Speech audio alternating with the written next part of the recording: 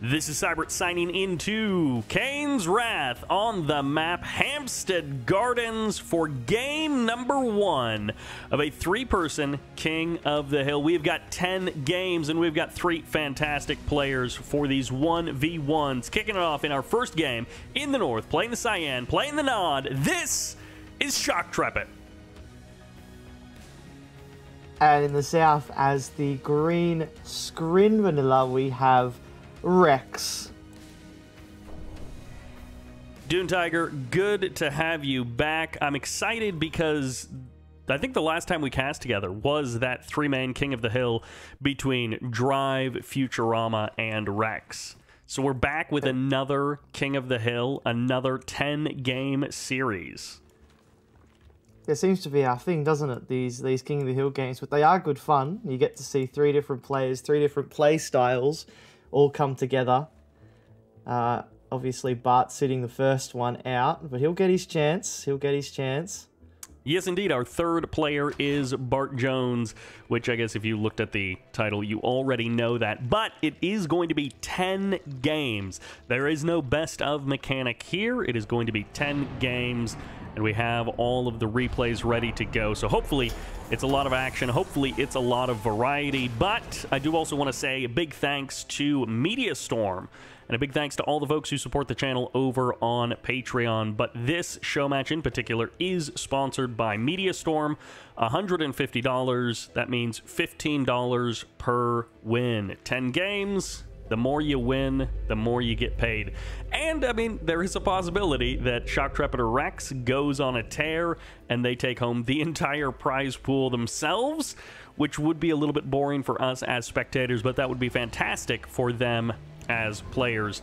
Map number 1 is Hampstead Gardens. We've got ourselves a couple of tib spikes, 3 green fields per player, an EMP control center, and a little bit of bike buggy coming out of the Nod. Now, Dune Tiger, you had mentioned you'd played some games on this map. Give us your little roundup before the first action happens. What do you think of Hampstead Gardens? Well, I've said I'm always a bit scared of that second spike. But, obviously, neither player has been able to snipe that engineer, so there's no worries there. It's nice and open, so bike buggy for the Nod player can be very strong. There's a lot of space for it to maneuver and attack. So it'll be interesting to see if Shocktrepet can get the best out of that bike buggy, but the Seeker tank's already in position for Rex, so he won't be able to get into that expansion too well.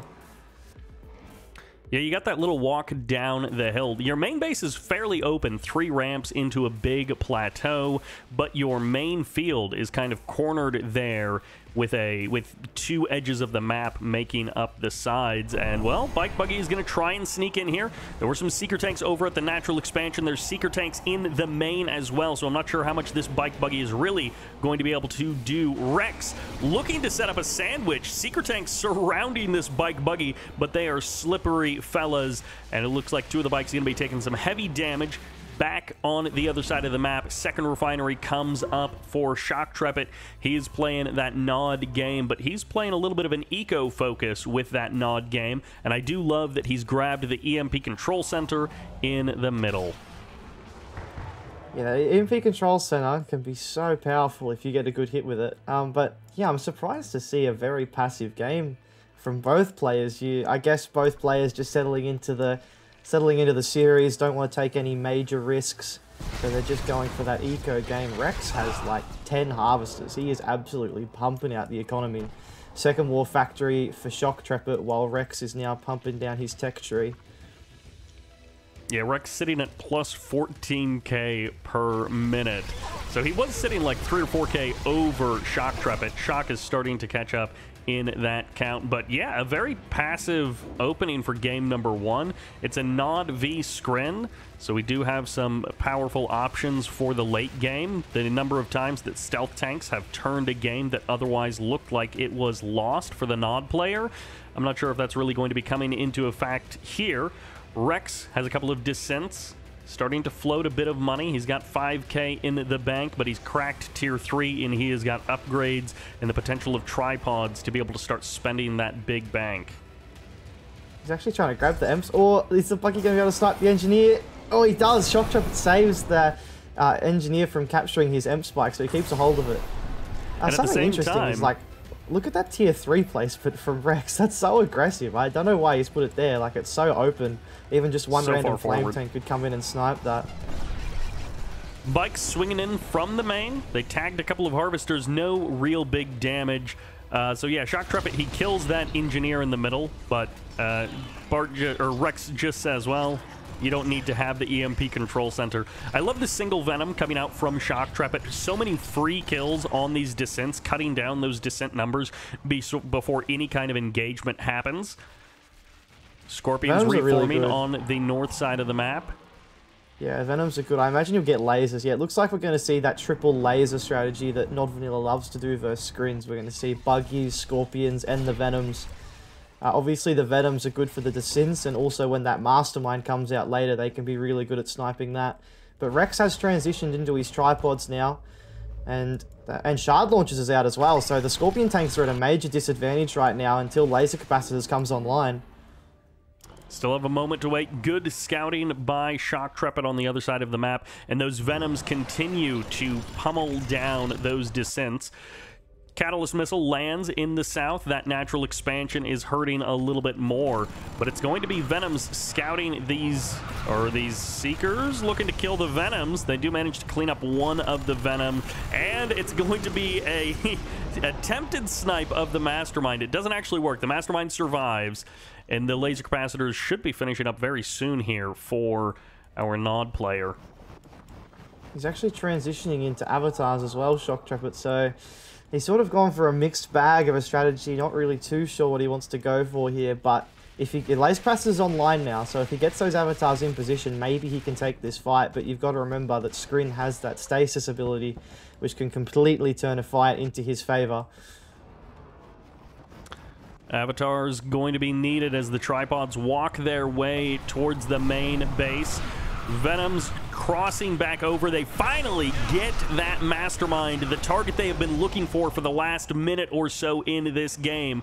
Tripod's going to be backing up. That bike that has been scouting all around the map for Shock Trumpet finally gets annihilated.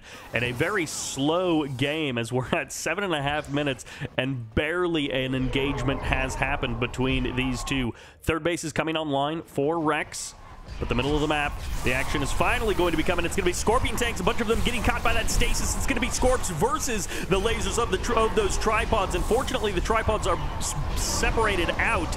Otherwise, these Scorpions would be dying that much more quickly. Most of the Scorpions were trapped in this bubble, and, well, a few of them will be able to escape off to the north side. And I guess the rest of these are just going to die as the tripods get their opportunity to stomp all over these Scorpions. Good night to those laser boys on the ground as they all get absolutely annihilated. That was a massacre, and in the meantime, while he's been annihilating the Scorpion tanks, his Seeker tanks, Rex, have snuck into the main base. They're going to be looking for some Harvester kills when they get to that second. So I think Rex is in a dominant position here. This MCV is under a lot of threat here. Avatar's trying to get into position with the help of the infantry, but the Mastermind's going to come in and just capture the MCV. Oh no, and he could drop Buzzer Hives on the front line now as well to support if he wanted to. And there you go, Buzzer Hive comes down, gonna camp those barracks, and the Seeker tanks, they're sort of being caught out in the north, but the damage has already been done. He's completely denied the third base for Shock Trumpet. Yeah, Shock Trumpet still has an army, and I mean, he still has some units, but it is going to be a hard fight to make this work versus a Skrin player that now has a Nod MCV as well. And as much as we all want to see a Skrin player go for the dual tech option and combine forces, I think Rex will just be able to finish this game out before that's relevant. Avatars moving into position. Couple of Scorpion tanks on the right side as well. A little 5 Scorpion tank hit squad going to be going over to the third base of Rex. MCV finally gets eliminated. Harvesters getting picked off there. Both players kind of cautious to engage. Yeah, well, I mean, Rex sort of knows he doesn't need to fight right now. He's got the advantage. He can sit here and wait. Shock Trumpet needs to make something happen here, but I just don't know if he has enough forces to. But there isn't much anti-infantry in this army for Rex, so maybe if he can get a good redemption or something similar, he can make something happen. The Scorpion tanks are moving in, trying to kill some Harvesters on the right. But the drone ship actually gets teleported over, and yeah, this will be it. This is the fight. Can Shock Trepet make something happen? The tripods, they just aren't going down, and the avatars are starting to fall. The infantry forces are being thinned out, and it looks like Rex is moving in for the kill now. 1 avatar, 2 avatar, 3 avatars, they fall in succession, and Rex looks like he's going to close out the game. GG. Not a terribly good fight there for Shock Trepet. As you said, he was the one after that MCV capture especially, but he was the one playing from the back foot who needed to make something happen, and unfortunately Shock Trepet just was not able to. Rex coming through with the power of the aliens, the tripods, blasting their way to victory.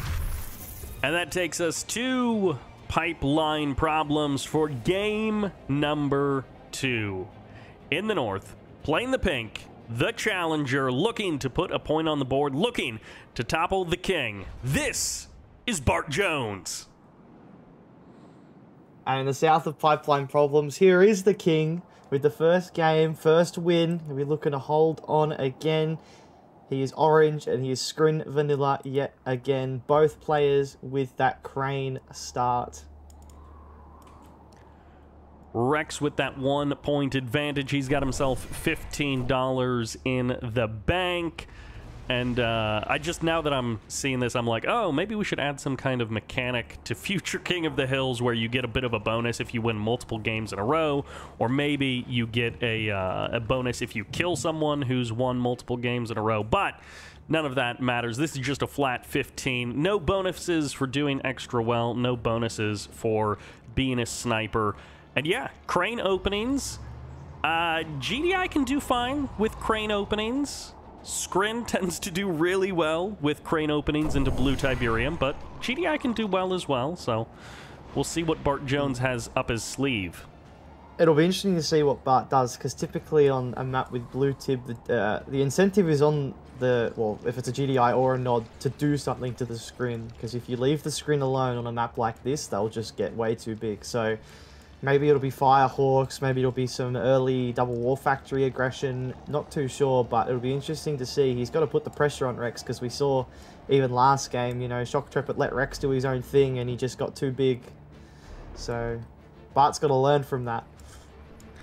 And Bart was observing that last game. Shock Trepet is observing this one. They are kind of looking in on these matches, so they do have that potential of research. They all get the opportunity to watch the games if they want, the game that they're not in. APC Rockets coming out from Bart Jones. A classic GDI option. Gives you a little bit of pressure to potentially check your opponent, make sure that they're not being too greedy. But I feel like so rarely I actually see this do any damage. It's just a nice safety measure. Yeah, they're quite, and obviously they're quite powerful because it forces the screen player to build gunwalkers, which can't really turn around and counter-attack you. So, but look at how many harvesters he already has. He already has 5 on the green field, Rex. Like, he is pumping out eco. Bart only has 2. He's got that tier 2 down. So does Rex, to be fair. Oh, his drone ship. It's not moving. Oh, that's a shame. He gets it moving now. So maybe a 5-10 second delay there for Rex on that expansion, but hopefully it won't be too big of a deal. You mentioned the tier 2, but unfortunately there is no upgrade started for Bart Jones. There might be a build where you don't get AP ammo, but generally speaking, you always get AP ammo, and this feels like a bit of an oversight, maybe a bit of a misclick there by Bart Jones. He is getting a little bit of damage on that drone ship, and he forced it to deploy in an awkward spot, so that is not ideal for Rex. He could go for a base crawl from here if he wants, and it looks like that's what he's doing. He's halfway done with what I assume is a refinery, maybe a war factory, and Rex is just going to kind of be in that slightly awkward position, whereas Bart Jones got the much more premium position there at the natural expansion. Yeah, it's actually a pretty big deal, to be honest. Like, look how far away that refinery is. Like, that's a good 3 or 4 second travel time from the Tiberium field to the refinery. But we can see this little engagement here. Rex loses that dev tank. Minefield goes down from Bart, but obviously nothing too much to be gained or lost here from this engagement. Just sort of poking at each other, trying to keep that map control. but that lightning spike will scare away the APCs, and we can see tripods are already out for Rex. Do we have mammoth tanks? Yeah, mammoth tanks are out, and railguns is about halfway done, so this will be an interesting fight. Mammoth tanks obviously very potent now than what they have been in previous years. Yeah, and with him going into mammoth tanks immediately, he did go crane to build the tech center. So as his MCV was moving towards that natural expansion, he was building the tech center in the crane. But that's going to be fast mammoth tanks, fast rail guns, and these tripods, they're going to have a little bit of difficulty doing anything. Airfield on deck as well. That's quite far forward. That airfield is going to be pretty exposed. Harvesters taking a little bit of damage there. Mammoth tanks don't have railguns yet. One mammoth tank getting dropped there. 4 tripods are now here. That's a little bit of a problem for Bart Jones to deal with. He really needed to take down those tripods before it got to these numbers. Hammerhead's out on the field, and it's going to be a phased tripod going for the crush. MCV moving forward. Now, finally, 3 mammoths, all with railguns ready to go, and that tripod does not get the crush on anything. Instead, it's going to be force fields getting added on, and hammerheads to salt and pepper these tripods as they retreat from the front line. This will be a tough push to stop. If we see a War Factory drop on the front line here from Bart, this will be tough. But he needs to not single file his mammoth tanks in, because that will just make it easy pickings for the tripods. Yeah, he's got to be careful.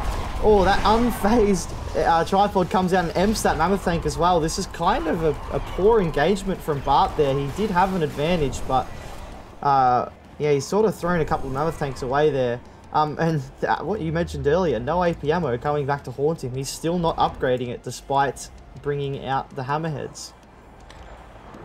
Yeah, for a second I thought since he was going so fast into the mammoth tanks, maybe he had intentionally skipped it. But hammerheads, you definitely want that AP ammo. Looks like he's going to be able to pick up 1 tripod. This engineer might get sniped. The husk does get recovered. Okay, so Bart Jones has a tripod to add into the mix. Shockwave artillery is going to be firing off as well. Couple of tripods get blinked away, and the RNG is good enough for the screen player. 1 tripod goes down on the front line. That tripod getting captured by Bart Jones, helping to get the kill there. And that was basically a whiff on the army for the Shockwave artillery, but it did tag that MCV. Plasma missile battery on the front line, but so is a sonic emitter, and these tripods will be able to take down that sonic emitter extremely quickly. Engineer gets denied. Too bad. 2 engineers gonna get sniped here, and Mastermind finally does go down. It's gonna cost a couple of hammerheads as Bart Jones pushes forward and gets annihilated in the air. I think he just lost 6 hammerheads for the Mastermind. That's a massive win for Rex, and he still had stasis on his side. No shockwave artillery. The stasis should come down, and it probably could end the game here if he gets a good stasis. And he's dropping a portal on the front line to build disintegrators under the Juggernaut's feet. And this is looking like a crushing victory here for Rex yet again. Double portal, triple portal on the front line, spewing out disintegrators. The tripods are now unmatched on the ground. And this looks like another victory for Rex here. Well, that, it looked good. Honestly, it looked good for the first, 5 minutes. Those last couple of minutes, things really started snowballing in Rex's favor. And despite that MCV being in an awkward position, Bart Jones was never able to disrupt the economy of Rex. It was a little bit of a disruption there with that MCV being kind of awkwardly placed, but honestly, Rex's economy was never challenged, never harassed, never hurt in any way, and that allowed him to keep powering up into the late game, and eventually, he was able to snowball those mammoth kills into an overwhelming force of tripods. And that takes us to Tournament Airstrip for game number 3. The challenger is back. He's looking for redemption from game number 1. Playing Nod once again on the right side. Playing the Cyan. This is Shock Trepet. On the left-hand side with a 2-game start in this King of the Hill series, it is Rex. He is stuck with the Scrin Vanilla. Now, I would like to see from Shock in this game a bit more aggression. He sort of, that first game on Hampstead Gardens, he sort of let Rex do what he wanted. I think if he's going to win some games in this, he needs to be able to put Rex on the back foot from the start of the game. Now, from an observer point of view, I like this map. I like the kind of focus that it has on the mid game, and the fact that you have small third fields that are close to each other means that this map, while it is pretty open, it always has big fights. It usually has a lot of aggression and harassment. But what are the things that you like about this map? Because you mentioned that you like this map as well. What is it that draws you to it? Well, yeah, it's that ending part of the game. You get to the third fields, and it can just end with some amazing fights because both players sort of concentrate their forces around this. Well, I guess that bottom Tiberium spike and rocks in the middle there. Like it's a big. You could have some amazing fights to finish off the map, but also, with how open your main bases can be, it's really important to be able to sneak around the sides and do damage. And speaking of sneaking around the sides, we do have a Flame Rush from Shocktrapper. Right down the middle of the map. And we do have a Harvester going for that blue Tiberium. You've talked about your theory on blue Tiberium early harvesting, but in this case, that's going to be a scout, and that's going to be a perfect midfield scout for that flame tank. The Gunwalker is there. It's going to start kind of peppering that flame tank, but it's really about this Seeker tank and how many Seeker tanks there are to defend against this. Was it just one flame tank? I see a second one leaving from the War Factory. Okay, it's at least 3 flame tanks out on the field. So there are 3 opportunities for Shocktrepet to get some damage done. It's not always about this first flame tank and whether that kills everything. Yeah, typically that first flame tank is a bit of a diversion, and you can see it sort of worked here because Rex doesn't know this second flame tank's coming. If this is a refinery that he's about to drop, he might lose it straight away. No, it's a tier 2, so there's nothing for this flame tank to burn down except the drone ship, and you don't imagine Rex is going to lose a drone ship to a single flame tank. He actually retreats it, Shocktrepet. Wow, yeah, Shock literally just says, nope, I'm not even going to try. And, well, this has made the opening of Shocktrepet a little bit slow. He was really hoping to get some damage done, and he is hoping that once that refinery gets placed down at the natural, he will be able to torch that.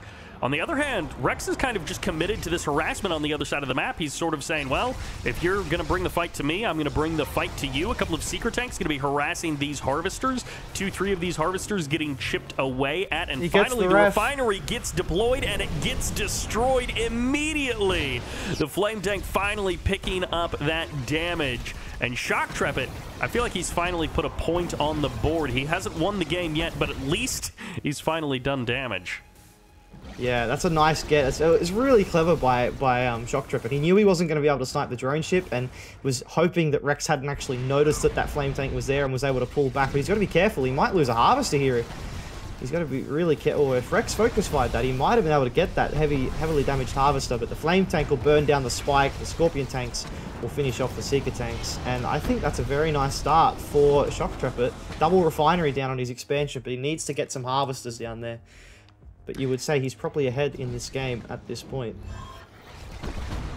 Well, he's not ahead on the eco side just yet. Rex is still leading by 2.5k per minute. But Shocktrepet is starting to close that gap. I do like the killing of the Tib Spike. This is one of those maps where you get 1 Tib Spike per player, and then there's a contested Tib Spike. So this is one where you don't have that backup, that secondary Tib Spike to keep you going. It is just gone now for Rex. Blue Tiberium Harvester going to get harassed, and this is, again, just a nice little victory here for Shocktrepet. After that Game 1 flop, it feels like Shocktrepet is ready to wake up, and he's ready to actually do something here in game number 3. He's not going to quite get that Harvester. I guess the one thing that Rex does have is that he has been getting the blue tip behind all of this, so he's going to have enough money to keep pumping himself back, get that refinery back. His tier 3 is almost down now as well. But he needs, yeah, Rex, if he keeps, yeah, again, he's actually getting back ahead of Shocktrepet, isn't he? Shocktrepet's probably got to start, he's actually stealthed some flame tanks. I don't know if he's stealthed multiple, but that flame tank in the middle there is definitely stealthed. At this point, Shocktrepet needs to do something more. He got that refinery, which was a good start, but that's not the end of how you win the game versus Rex. If he was able to defeat this entire push very efficiently, that would be another step in the right direction. DevTank and Well, Dev Tank no more. Okay, so insta snipes the Dev with the Obelisk. Great catch there. A couple of Seekers are here. They're going to be able to clean up these Scorpions, no problem. Bit of a weird commitment there by Shock Trepet, and at least both players are on tier 3. Rex leading 12k total resources gathered ahead of Shock Trepet 6.5 minutes into the game, and that's one of the reasons why one of these players has an army at the other one's field and the other one doesn't. One Harvester going down, second Harvester under threat. The Obelisk is good, but it doesn't shoot fast enough to stop these. Okay, Scorpions are going to be able to clean up the Seekers, and it's really that body block of the engineering facility that saved that Harvester. Yeah, and we see actually it's a double prone attack because now that the Seeker tanks have been dealt with, we're seeing Mechapedes move into the north. He claims another Harvester, so that's the third Harvester down in this attack. And he probably will get a couple more if Shock Trepet's not careful. Obviously no stealth detection up here unless the Mechapedes are basically on top of those Harvesters, but even picking off power plants, upgraded power plants like that is extremely annoying. Well, Shock Trepet was in a situation where he needed to do some damage to stop the snowball from rolling, and a stealth flame tank on the left side of the map is nice, but when you're losing Harvesters, when you're losing your Redeemer Engineering facility, the Mastermind comes in and shuts down that epic unit production. And the Flame Tank does still have an opportunity to snipe the Tier 3 to deny the epic unit production on the side of Shock Trepet, or on the side of Rex, but it may not be fast enough. Tier 3 almost down. Storm Column comes in and saves it at like 10% HP. He gets the saving move on that Tier 3. The Mechapedes are still running around in the base of Shock Trepet, and Shock Trepet feels like he went from almost having a shot. Oh my god, to he lost just a ref dead. as well. He lost a ref to that Mastermind as well. Oh man, this has turned around so quickly for Shock Trepet. I mean, if he got that tech, maybe he had a chance, but even then, there's just so much economy on the side of Rex, he would have recovered so quickly. Yeah, getting the ref plus the Harvester, just adding insult to injury, and then the Obelisks blast that Harvester. Well, we're not going to put a point on the board for Rex just yet, but Rex is looking very comfortable to take home $45 in the first 3 games, and it'll be up to Bart Jones to find a way to stop Rex in game number 4. Shock Trepet, you know, technically he still has a chance. Always, you still have a chance, but when you're down 10k per minute in income, it is a difficult thing to do. Yeah, this is brilliant. He's just going to be annoying now. He's got the Mastermind. He can move in with the tripods, teleport them back, just be really frustrating. We are seeing stealth tanks come out. I mean, those stealth tanks, he's going to have to get like 3 heroic stealth tanks to turn this around from here, you feel. But, yeah, there's just not enough on the ground for Shock Trepet. He is trying to get a Redeemer out again, but the issue is, even if he gets that Redeemer out, the stasis hasn't been used this game, so we can just lock it down. Oh, and he comes in again, wormholes in, forces the sell-off of the facility. He might lose the Mastermind. The Black End Squad may be able to pick it off. Goes I love through, that move. Gets the Masterminds. Yeah, that's great. Mastermind comes through, Black Hand follows it. This is one of those games where Shock Trepet would have needed the game to stretch out for like another 10 minutes. He would have needed to do the equivalent of hexalaming to stretch out the game, but it just no good on that one. So No. Rex takes another win. Yeah, the best way to deal with a flame rush like that is to then get on the front foot again, and he did that really well with the Seekers and the Mechapedes, and just never really gave Shock Trepet a chance. So now it's down to Bart Jones in game number 4, see if he can get the first loss for Rex of this King of the Hill. And that brings us to Extraction Plateau. The song we sang at the beginning is starting to sound more and more familiar, because the challenger in the north, still looking to put a point on the board, looking to decapitate the king. This is Bart Jones, playing yellow, playing Nod. And on the south side, as the purple screen, changing up his color every game, so it feels like a different player almost, but it is again Rex dominating 3 games in a row. Can Bart do something here? He's picked Nod, which is unusual because I feel like his GDI is very strong compared to his Nod, but maybe he's got a trick up his sleeve. that can pull off a cheeky win here. Yeah, I mean, Extraction Plateau, it's a fun map a lot of the time. I enjoy seeing this map, kind of like Tournament Airstrip as well. And maybe, yeah, switching up from GDI to Nod, that is a little bit of a tell. Maybe he has something in mind. I feel like this map, you have a pretty easy walk to your natural, but the ramps can sometimes make that transition a little bit tricky. So sometimes we see really aggressive stuff based around that natural expansion timing. But Rex has been playing pretty normal in all 4 games. He hasn't done anything tricky. Shock Trumpet tried something a little tricky in game number 1. Rex was able to deal with it easily. So it kind of feels like straight up macro play doesn't work against Rex for these guys. And trying something tricky also isn't a guaranteed win. So I'm not so sure what Bart Jones is hoping to accomplish by switching to Nod, but... Yeah, maybe on a map like this, on a map like this, your main base is so easy to protect. Like if Bart did do a rush or something like that, it's like Rex sort of knows he can just sort of chill out. He can just build eco, because even if there is some type of bike rush or flame rush, it's very easy to defend your base right in the corner there. So obviously nothing has come out from Bart. He's just going for that eco. Couple of early Seeker tanks, so maybe Rex is a little bit on edge that there might be a flame rush, but it looks like he is just going straight across the map for that Seeker push, which versus a Nod player can be very powerful. First Scorpion is out. I don't think Bart Jones saw this. Maybe there was one unit who scouted this, but yeah, Scorpion is going to kind of get the catch there. Maybe a barracks drop after the refinery at the natural expansion, but this puts Rex once again in the driver's seat. We've seen Rex have solid macro, have solid unit control, and if he's in the driver's seat, I am worried for Bart Jones. Yeah, he's actually done alright though. Like, he's got the Scorpion tanks out, no damage has been done, and you've got to think Rex did hinder his economy a little bit to get these early units out, but obviously he's not going to fall too far behind being the screen player. He obviously has that little eco advantage by default. He is up 1.5k per minute. So, yeah, so Bart's, he's gone double War Factory, so maybe he's going to try and be really aggressive. It probably isn't the worst idea. Try and keep Rex on his side of the map. But the Disintegrators are going to force those Scorpion tanks back, and the Seeker tanks are making a little move on the south side, and if Bart doesn't know they're there, this could cause some issues, but it looks like he does know they're there. He's heading straight for them. Yeah, and he's got buggies harassing those descents on the top side. This kind of feels like the perfect read from Bart. Maybe he'll lose a couple of these Scorpions in this engagement, but he's happy to do that as long as he trades against higher numbers of those Seekers. Rex, on the other hand, he's got a very solid 2-base setup to do whatever he wants for the rest of the game.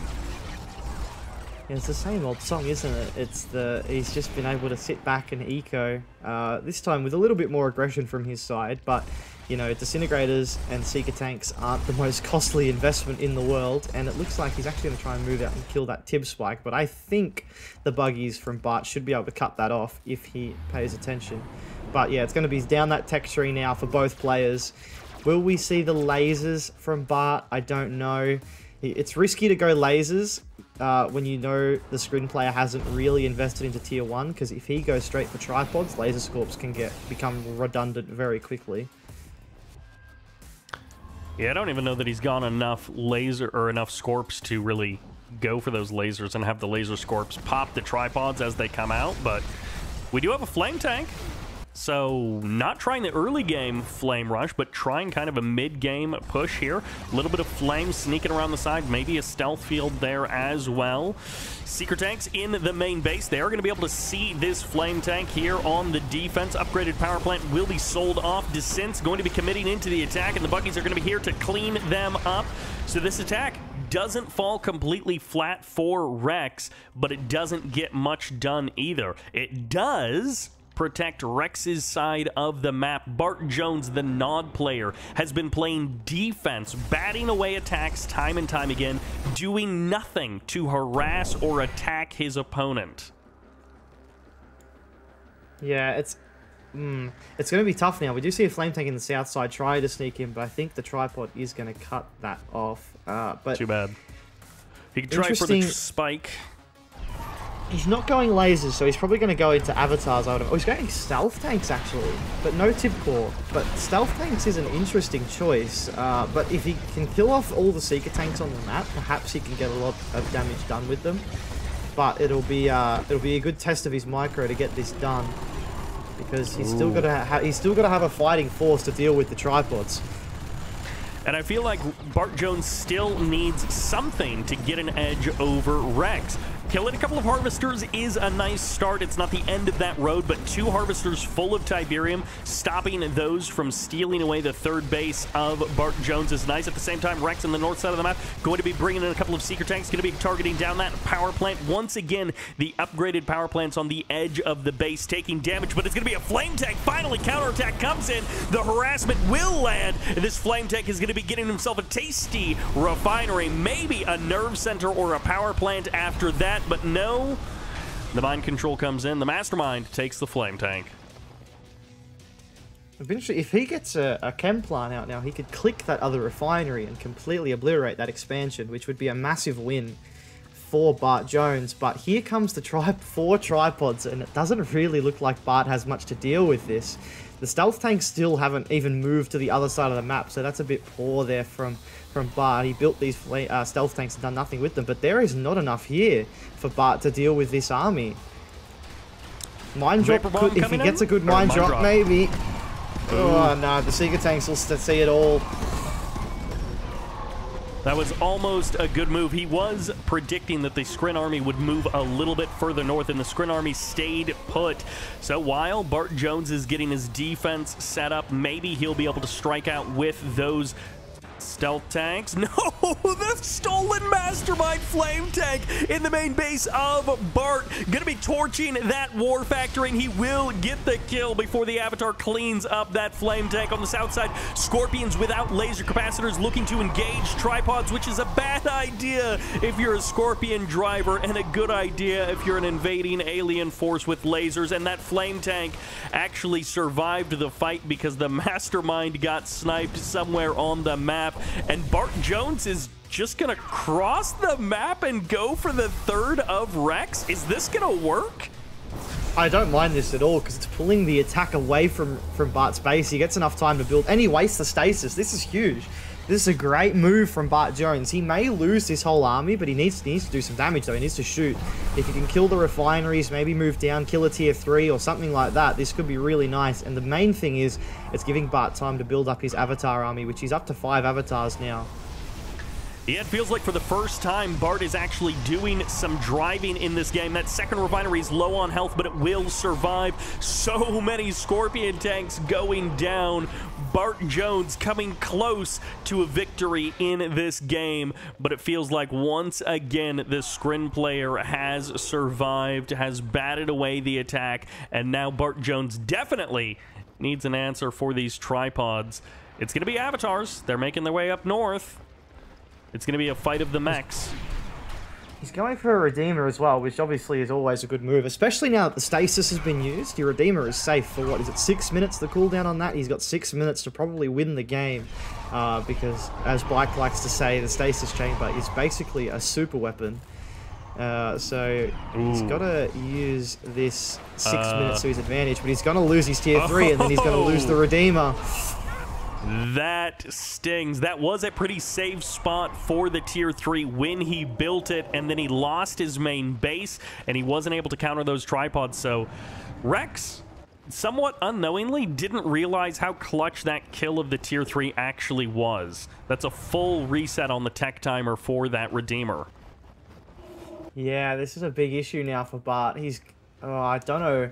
He's going back into Scorpion tanks, which just isn't what he needs at this stage of the game. He can't even produce the Avatars. He's trying to go into infantry as well, but Rex has kind of expected that. He's already building Gunwalkers to support his army. Another Flame Tank. I think it's the same Flame Tank from the original start of the game. Yeah, it's the elite Flame Tank trying to move in and do some damage, but the Gunwalkers are slowly focusing it down. Meanwhile, back on the front line, it's going to be Avatars versus Tripods. I think there was a bit of harassment at the third of Rex. Mind Drop comes in again. The stop command is good. The Gunwalkers can be sacrificed to deal with that pretty easily. And the Stealth Tanks are finally getting a little bit of damage against these Harvesters, but they're also just running around. I'm not sure. They're not exactly attacking the Harvesters efficiently. Rex backs off. Okay, Barton Jones, he has not had a stellar performance in this game. He has not had some kind of amazing game, but it feels like he's thrown enough chaos into it. He has stopped enough of what Rex has been trying to do that Bart Jones has a chance in this game. He needs to get his tech back. That's what he needs now. I mean, going for the infantry is good, but Bart obviously needs more than just that infantry. I think if he can get his tech back, get a Redeemer out, maybe there's a chance.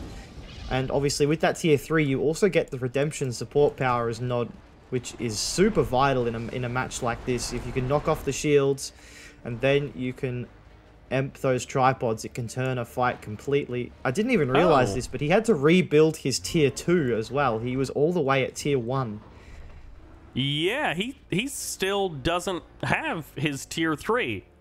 Unless I'm missing it somewhere on the map as the Eradicator's Hexapod steps out onto the field. Things are going to get even more difficult. Venom's getting annihilated as the tripods form up, and this is where that Rage Gen would have been critical. It's going to be all up to the Avatars, all up to these rockets as well. Tripod's going to be getting pushed away. Chip damage on those shields doesn't matter very much, but they're going to be waiting for the Eradicator, maybe waiting for the Mastermind as well. Oh, this is a full screen invasion. What do you put the chances of survival at, Dune Tiger?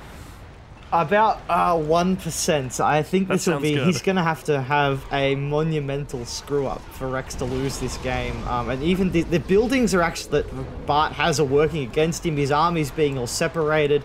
But the Redeemer, it's about halfway done. He needs to somehow delay Rex until that can come down. He probably should put some stealth towers down as well. That will really help with delaying this attack. But...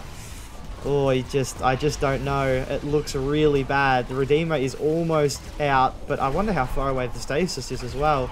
The stasis is about a minute away, so even if he holds for another minute...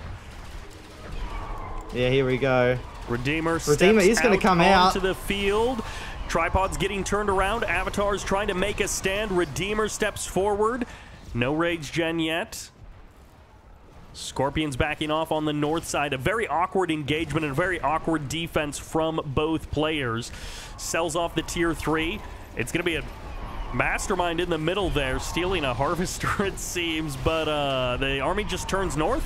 And there's going to be the Rage Gen fires off. Mastermind does go down. Finally, that unit has been dealt with. Tripods are taking a little bit of chip damage here. The engagement is taking a long time, which is good for Bart Jones. But does he actually have enough to stop all of these tripods? The march continues. The Eradicator going to be fighting on one side of the rift. The tripods on the other side. The MCV is going to be under threat. Avatars are not in good enough numbers to stand against all these tripods. And the tiny Nod army is getting surrounded on both sides by the Skrin. Tripods getting eliminated one by one, but it's just not fast enough. Not enough firepower, not enough lasers. The GG comes out, and Rex claims himself another win.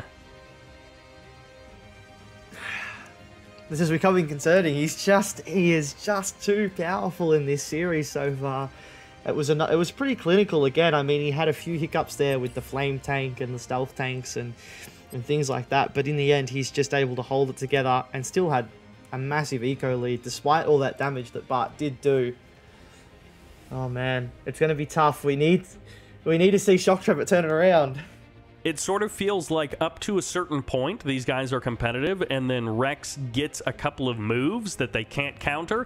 In this case, sniping that tier 3, that completely gutted Bart Jones. And then from there, he was flustered, he was not all together, and it's like he never got that Redeemer out in a timely fashion. He never had those couple of engagements where you stealth the Redeemer, you Rage Gen, you chip away at that tripod army, you disrupt the Skrin. That stuff never happened. And so, heading into game number 5, Rex is looking pretty with a 4-0 score. And that takes us to Tournament Odyssey, where we get to determine how big the cash gets in one of these players' pockets. But once again, the challenger in the north, playing the red, playing the nod. This is Shocktrepet. Out in the south as the green screen, it is Rex yet again. Going a refinery first, which I guess you can get away with versus a nod, because there's no way that his engineers are going to get sniped by militants. But that is an interesting choice, and again, probably another thing that gives him a little bit of an advantage at the start of the game. Faster refinery, faster, you know, war factory maybe, but yeah, I mean, he ends up going for the portal, so it will be kind of the same timing, just slightly rearranged. And yeah, he is not worried about those early scouts. He's not worried about Shadow Team Rush. I don't even know, but he's not worried about anything. Rex is so comfortable and so confident in this game. 4 points under his belt. It's not like he's got one fluke victory against each of the other players. It's like 4 macro games, 4 drawn out mid-game kind of stuff. Mid or late game. He's deserved to win every game. Yeah, and even like that flame rush, even game number 3, where there was a rush, it wasn't even Rex rushing and winning off of a rush. He defended the rush and then won the game. Yeah. So this is a map now. Shocktrepet, I feel like he's got to be able to use this to his advantage, the size of this map, because Bike Buggy can be very good. I mean, Green Zero used to call it Tournament Bike Buggy. So obviously that shows that it can be quite strong on this map. So he's got to use that to his advantage in some way. But I don't know, it feels like everything that Bart and Shocktrepet have thrown at Rex, he's been able to defend and then throw it back at them just as hard. So it'd be interesting to see, because obviously this macro style that they've been trying isn't getting the job done. So Rex is just going to keep doing it. Why change if it's working? But Rex, once again, it feels like they're competitive up to a point. Shocktrepet and Bart Jones have a point where there's a fork in the road, and on one side they lose, and on the other side they have a shot of winning, but they're never able to do that early or mid-game damage to Rex to keep them competitive longer in this match. And there's always that tipping point where Rex has just gotten too big. His Scrin Eco has been unmatched and unchallenged for too long in the game, and he gets to that massive tripod army in game number 4. He gets to those attacks with Seeker tanks and Mechapeds in game number 3, and he just becomes unstoppable. Scorpion tanks and Buggy's going to be trading out against Seekers. Kind of an easy win for the Nod player, but it doesn't necessarily give him momentum into the natural expansion.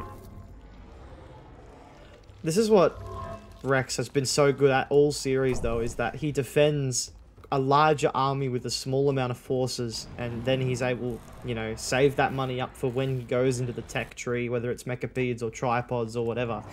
So it'll be interesting. Maybe a triple war factory play. Maybe try and overwhelm Rex early in the game.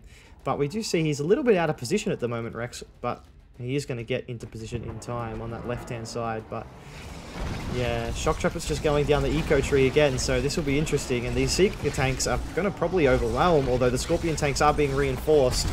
So not a great engagement here for Rex in the end, actually. He's sort of throwing away these Seeker tanks. Maybe this is the edge that Shocktrepet will need. Lightning Spike comes in as well, and the Seekers will be able to trade out against some of the Scorps. That almost turned around for Shocktrepet. Unfortunately, Rex is going to be getting a couple of extra kills here with this Lightning Spike. That was good targeting. Rex deliberately targeting the lowest health Buggies and Scorps means that he gets 2 extra kills with that Lightning Spike. He's following it up with a kill on the Tib Spike, and he's got the defensive turret as well. Everything is coming up Rex, and once again, it felt like there was a sliver there for Shocktrepet to potentially grab a hold of this game, and he missed the opportunity. He's looking for another opportunity here at the natural expansion, but he's going to have to do a lot with not very much. Yeah, and it's just brilliant by Rex, holding on with limited forces to just keep himself ahead of the game. And again, killing these tip spikes, this is something that Scrin players like to do on this map, is get a few disintegrators across the map and take out the tip spikes. And it just gives them another eco advantage here. Shock Trooper trying to push in again at the main base, but again, photon cannons and a few Seeker tanks. He's actually being pincered between 2 photon cannons here, Shock Trooper, but he's going to keep going in. But there is a tripod out now, and that will probably be the end of this attack. Okay, Shock Trumpet, you've had your fun, you've had your opportunity. Do you have an answer to tripods? Because if you don't kill this tier 3, these are going to be force field tripods in less than a minute. He's got it down below half health, so actually this is a significant amount of damage, and if he shuts this down, it's a reset of the tech, it's a reset of the timing for that upgrade as well. He's going to lose every single Scorpion in the process, but he gets the click on the refinery as well, weakening that natural expansion economy, and finally, Shock Trumpet has 1 foot in the door. Rex is by no means done and dusted. He is not dead, but Shock Trumpet finally has a bullet in the gun. That was... I mean, I thought that that army was just going to sort of whittle out and die, but he managed to find the perfect angle on that tech. Gets to click off on the refinery as well. That's a massive win, and if he's building, he's going into laser capacitors of his own, dozer blades on the way, so he's going to stick with this laser Scorpion play. I don't mind it now because he did deny the tech. The tripod numbers won't be as large as they have been in the previous games, and the Redeemer as well, so it's going to be Scorpion Redeemer by the looks of it, which is, you know, it can be quite potent against Scrin because you keep your maneuverability around the map that you wouldn't have with avatars, and you still have quite a large number of DPS. And of course, the Rage Gen could cause all sorts of mayhem. This is looking really good for Shock Trooper, but he's just not got to take the foot off the gas now. He can't let Rex just sit back and rebuild everything that he needs. Yeah, I still feel like Shock Trumpet needs 1 more attack, kind of similar value. If he denied that tier 3 again, if he was able to somehow snipe that tier 3, or maybe if he gets like both of the refineries at the natural, denies the third, something like that, then I have confidence for Shock Trumpet in this game. I do like that he's finally countering with his own kill of the Tib Spikes, making use of that Black Hand Squad. He's taken the third on the high ground. I love that Shock Trumpet is, you know, fast to his third. It just feels like it's going to come down to a big fight with tripods once again, and that is where Rex has been undefeated in this series. Something to note as well is that from the start of the game, that expansion point in the bottom right had been focused down by a militant squad. You can actually see that Rex tried to capture it, but when the assimilator got there, there was nothing to capture. So that's a nice little win again for Shock Trooper. He gets his easy expansion. Rex does not. He'll have to move his drone ship up to the high ground. Okay, so Redeemer is actually out now, and it is out long before these tripods are in huge numbers. So a Rage Gen plus these laser capacitor Scorpions, this could be another win, a small win, but another win in this fight for Shock Trumpet. If he's able to catch half of this tripod army, that like completely cuts it down. Okay, he didn't get the second Tib Spike on the left side, so Rex still has that Tib Spike, but it's certainly not the end of the world one way or the other. Tripods escape. So Rex keeps that hope alive. And yeah, I guess Rex is going to be a little bit slow to the high ground expansion. But other than that, it feels like we need a couple more minutes before either one of these players is really ready to go. It's interesting. He actually sent his mastermind to move the drone ship and then hasn't actually done it. There's actually stealth tanks out as well, but that stealth tank in the south will go down. And the Scorpion tanks are moving to the third field, looking to pick off some harvesters here, actually. So Rex has a decision to make. He's going to have to teleport some tripods up, maybe, but he does run the risk of them being overwhelmed. Does grab a Scorpion tank, but that's not the end of the world for Shock Trooper. He doesn't really mind. Drone ship does get teleported in now, and the tripods are going to be able to move in to reinforce it. But the Mastermind will get sniped, and the stasis as well on those Scorpion tanks. Tripods moving into position. They're looking to corner these Scorpions. I really like that Shock Trumpet has been stealing this third Tiberium field with his harvesters this entire time. He's been stealing it away from Rex while getting his own third. And once again, the Scorpions come out of that stasis and they're immediately set upon by these tripods. A couple of them might be able to escape. Meanwhile, the rest of the Scorpions are going to be making their way into the main base or into the natural expansion of Rex. They're going to be able to find one tripod here and they could actually keep moving. Don't try and fight right here, but they need to keep moving. They will find one tripod kill there, and maybe a second tripod as they get whittled down to nothing. They almost had an amazing opportunity to do massive damage there. It didn't quite work out, but they've opened up an opportunity for the Redeemer to step in and clear out that main base. The map is getting chaotic. The map is getting split up, and this is actually going to work out for Shock Trepid if he can keep up this sectioning up of the army of Rex and killing it off. He can just kind of cut Rex to pieces. Yeah, this is good. If he gets a good Rage Gen off here on the left-hand side, oh my god, there's no stasis. Rage Gen comes off. This could be really bad for Rex. He has nothing to kill those rocket squads either, and the tripods are all shooting at each other. This is going to be a massacre here for Shock Trepid. That's a brilliant engagement for him, and on the right-hand side, he has fended off the attempted attack from Rex into his main base. And yeah, look at that. That was a brilliant engagement for Shock Trepid, and I feel like he is just slowly crawling his way ahead in this game, but we don't want to call it too early. We know what Rex has been able to pull off in this series.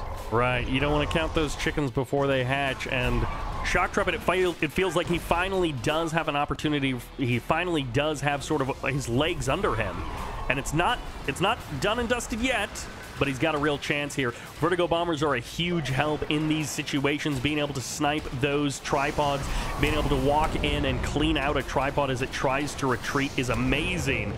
And yeah, that Rage Gen with the defense on the right side was the perfect combination for Shock Trepid.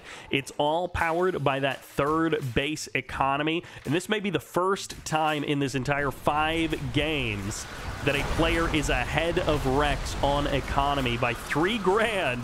Shock Trepid has more total resources gathered than Rex.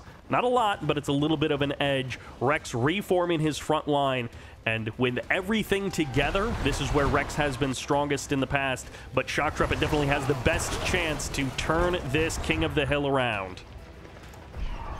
Yeah, Stasis is still 3 minutes away, so he doesn't have to worry about that. He has plenty of time to get off another Rage Gen. We can see Rex is focus firing the ground in an effort to not get hit by that Rage Gen.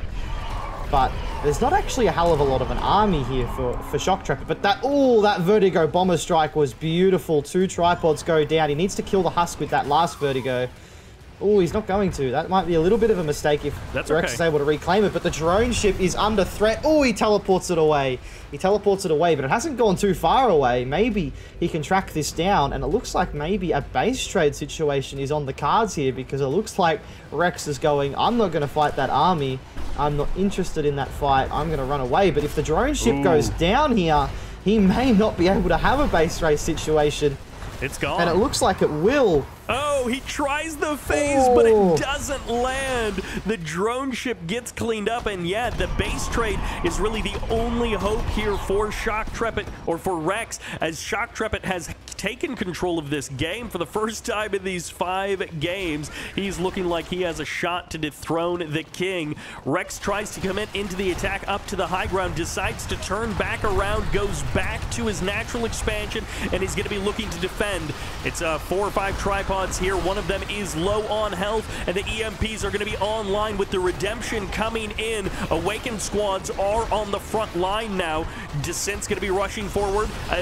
Tripods coming in. They're going to be able to clean up these avatars. EMPs aren't really landing here for the Nod player, so it's going to be Scrin picking apart this avatar lineup. Redeemer stepping in from behind. Shock Trepid still has a hope here, has a chance. The Redemption wears off. The Rage Gen fires off. This Descent's flooding to the front line, looking to get those last bits of damage. The final avatar falls, and it's down to the Redeemer. It's down to the Venoms as Shock Trepid keeps up the push, keeps up the pressure, and it's so much chaos, so much death on the front line as the Vertigos swoop in.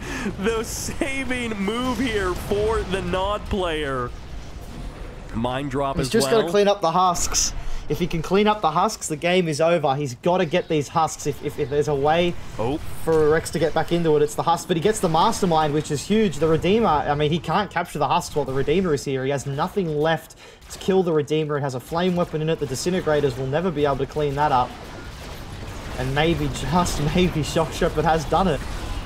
double, triple engineer snipe here. Rex falling apart in 15 minutes on Tournament Odyssey. It took 4 games of losses in a row, but finally, Shocktrepet has found the winning combination, and it feels like for the first time we have a series on our hands.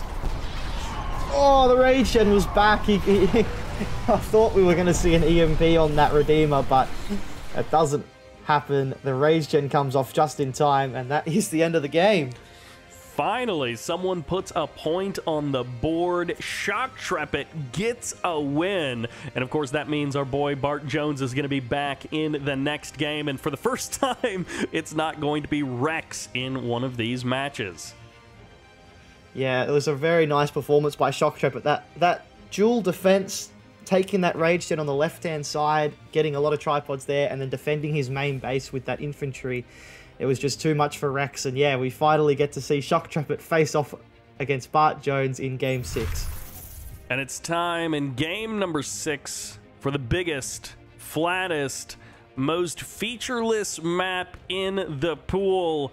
I didn't ban it because I didn't think it would get chosen, but here we are on Tournament Galaxy. In the north, the current king, playing red, playing Nod. This is Shocktrepet.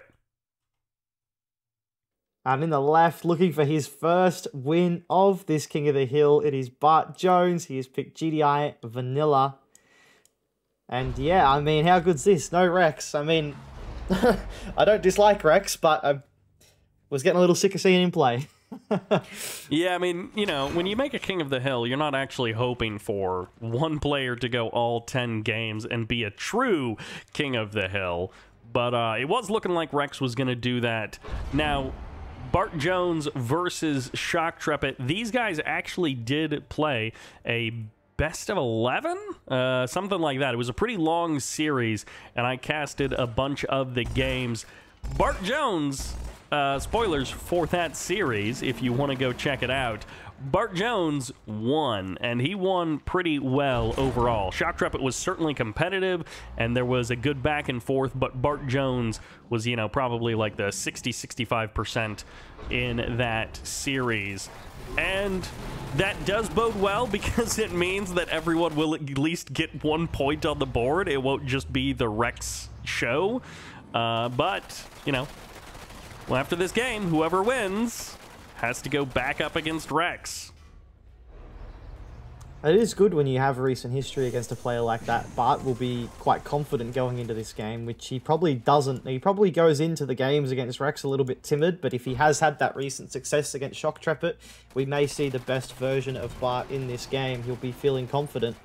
GDI is an interesting pick on Galaxy as well, because you think it's going to, you imagine it's going to go very late game, and GDI sometimes will fall behind because they don't have that option to bring in more Tiberium like the Screen and Nods have. But if he can get in early and get a game only 10 minutes long, he should have a really good advantage if he gets a quick game here.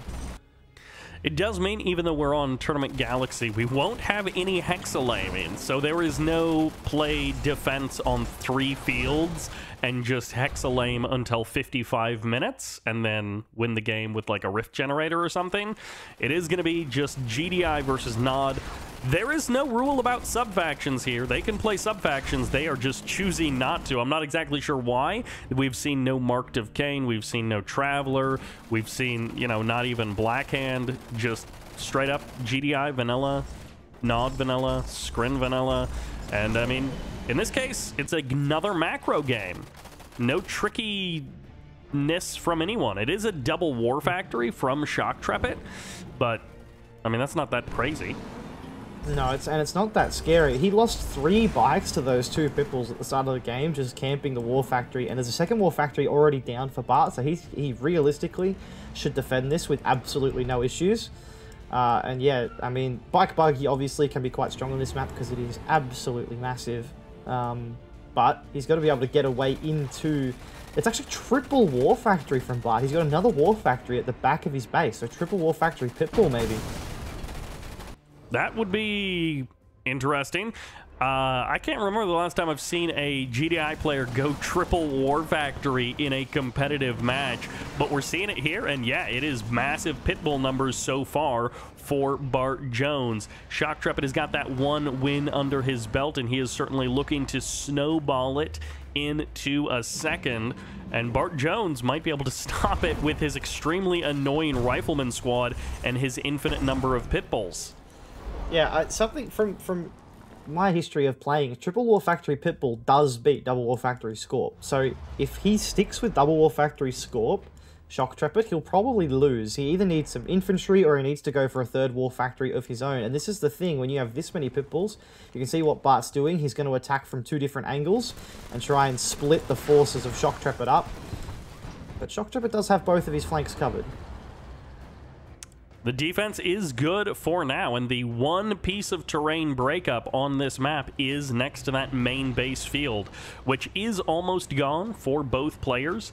It is a little bit vulnerable now, as the Pitbulls are going to be moving into that main base. The Harvesters won't take any damage. It's going to be the Shredder Turret and the Scorpions that take the first couple of volleys. Harvester down to half health. Second volley lands, and it gets a Harvester. A lot of damage across these Pitbulls. 3 of them are extremely low on health, and the Scorps will be able to pop those one after the other. The exchange there working out well for Bart Jones, but in the last couple of seconds, 4 Pitbulls going down. That's a bit troublesome. Well, round 2, ding ding, it is up. Another Harvester down below half health. The Pitbulls commit deep into enemy territory, and they will get the kill. They will also see the timing of the tier 3 coming in, so Shock Trepid drops his tier 3 right in the face of Bart Jones. He's actually transitioned into Predator tanks as well. He's sold off one of the War Factories, getting out. He's actually got a second MCV out as well. He's gone down to 1 War Factory now, and he's moving a second MCV across the map. He did manage to take all of that Blue Tiberium, by the way, behind those Pitbull attacks. So Bart will have a massive income boost coming in, and it looks like he's going to push across the map. Probably drop Sonic emitters right in that second tip field, but the Scorpion tank numbers in the north, some of them are decoys, so a bit of a fake out there. But these Predator tanks should be able to hold the line with the War Factory repairs. But yeah, Bart just going for it across the map. Triple War Factory. Oh, there's more Scorpion tanks coming in though, isn't there?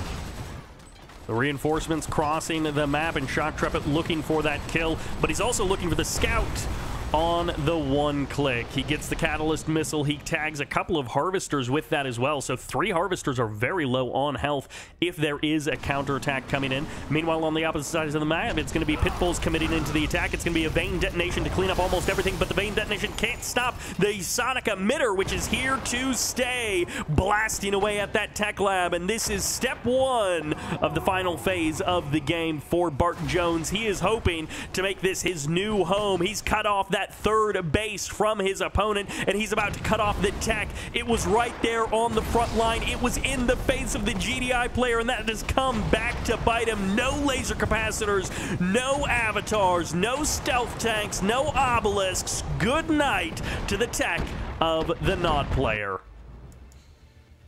Now this is good movement by Shock Trepid though. He's getting out of the way. But this MCV has so much health that even though he's not taking any fire, it's going to take him so long to take out this MCV. He's actually moving back into the... Oh, this could be a bad shot. Another Sonic... Oh my god, another Sonic Emitter shot. Takes out like 5 tanks at once there. Oh man. This was but he should be able to get this MCV. Black Hand Squad moves in. Engineer is going to try and rush in to save it at the last second. He will not. And that's it. So Bart Jones falls apart there. He tried to make his home, and there's 2 stealth tanks already out on the field. They popped 1 Harvester, and they're going to get the MCV as well. There's the deploy from Bart Jones. Safely deploys that MCV, and a couple of more Harvesters are low on health. Stealth tanks, they are right there on the front door, and that Mammoth tank is doing nothing about it. 1 more Harvester might pay the price, but the stealth will go down, and it's a trade. 3 Harvesters for the 2 stealth tanks.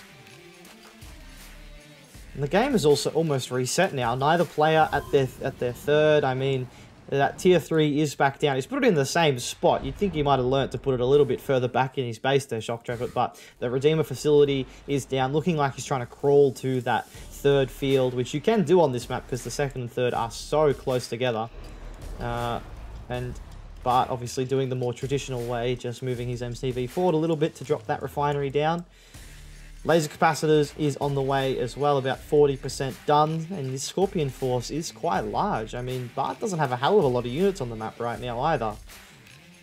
He's got those mammoth tanks, he's got the Predators, but railguns have not started. So if he wants to get railguns, that's a huge amount of cash and a long wait time before they are online. There's a heroic militant at the top of the map. Militant?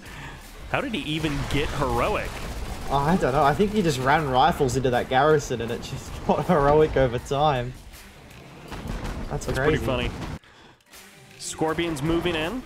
In the middle of the map, it is going to be more scouting militants as the Redeemer steps out onto the field. Jugs are here. Laser capacitors finish up, and Shock Trepid is going to be going for the kill on the third. That Sonic emitter play on the other side of the map almost worked out, but it didn't, and the counterattack is finally here with Shock Trepid putting the pressure on the third.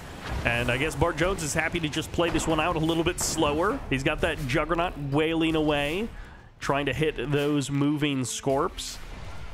And I guess the Scorps just go home? Yeah, there's not much more he can really achieve. The Predator tanks are in position now.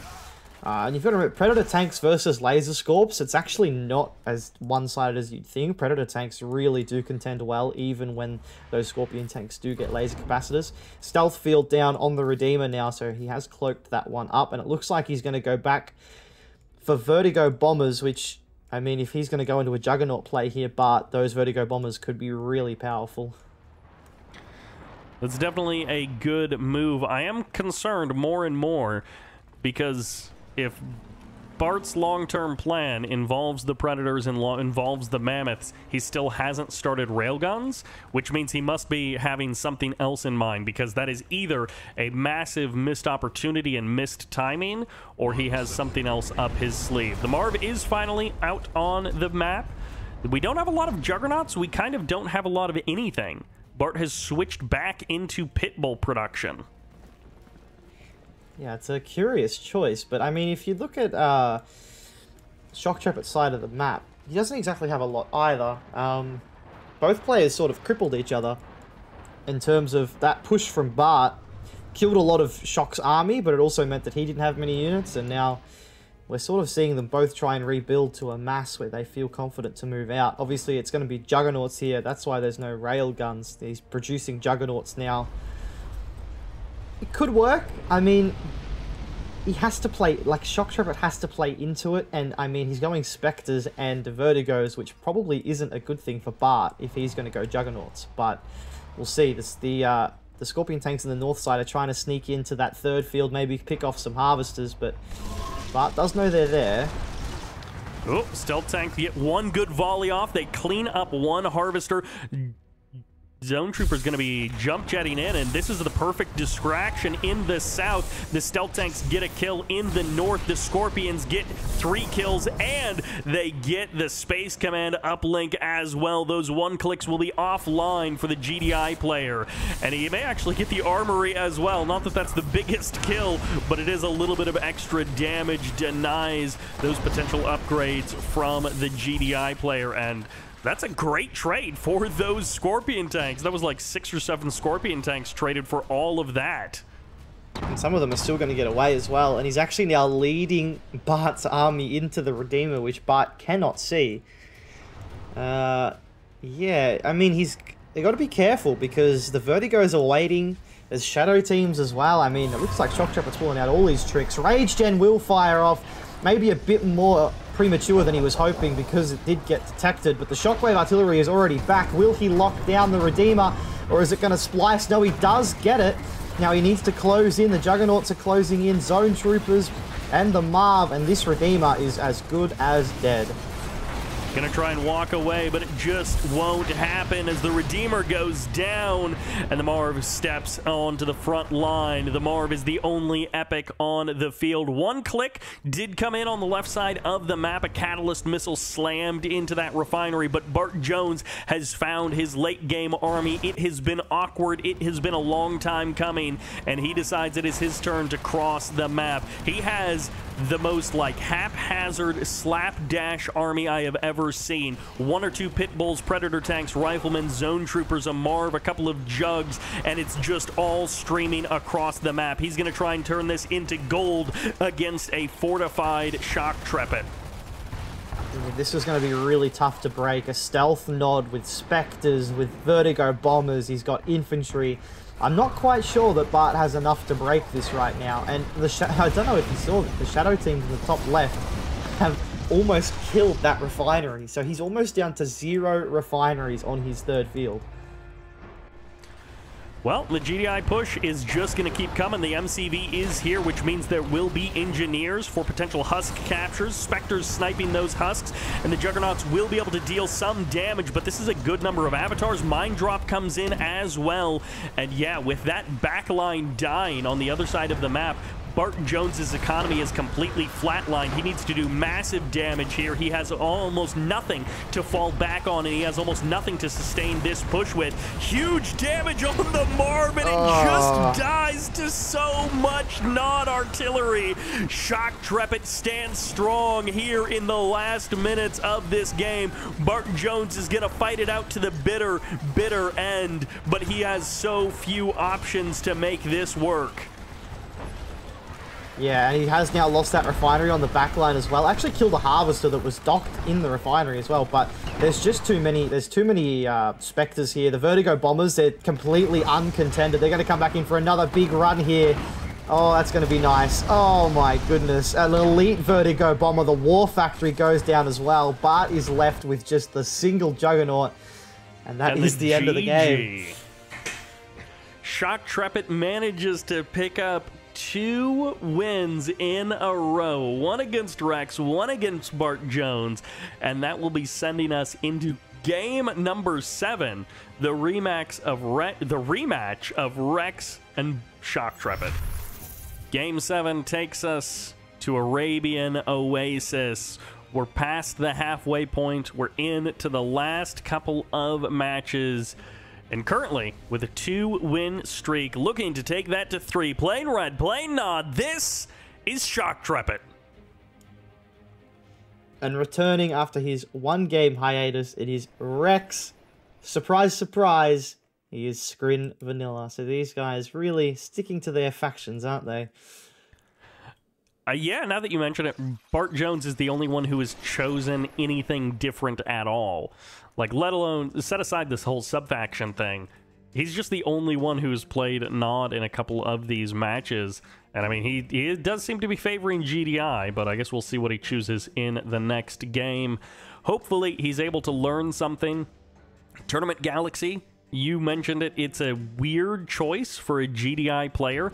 That being said, Shock Trepid was challenged on that map. Bart Jones didn't just lay down and die. He was competitive as GDI for most of that game, and the map choice plays a lot, so hopefully Bart Jones is able to learn something from this game here on Arabian Oasis, and then come back in game number 8 strong enough to knock down one of these guys.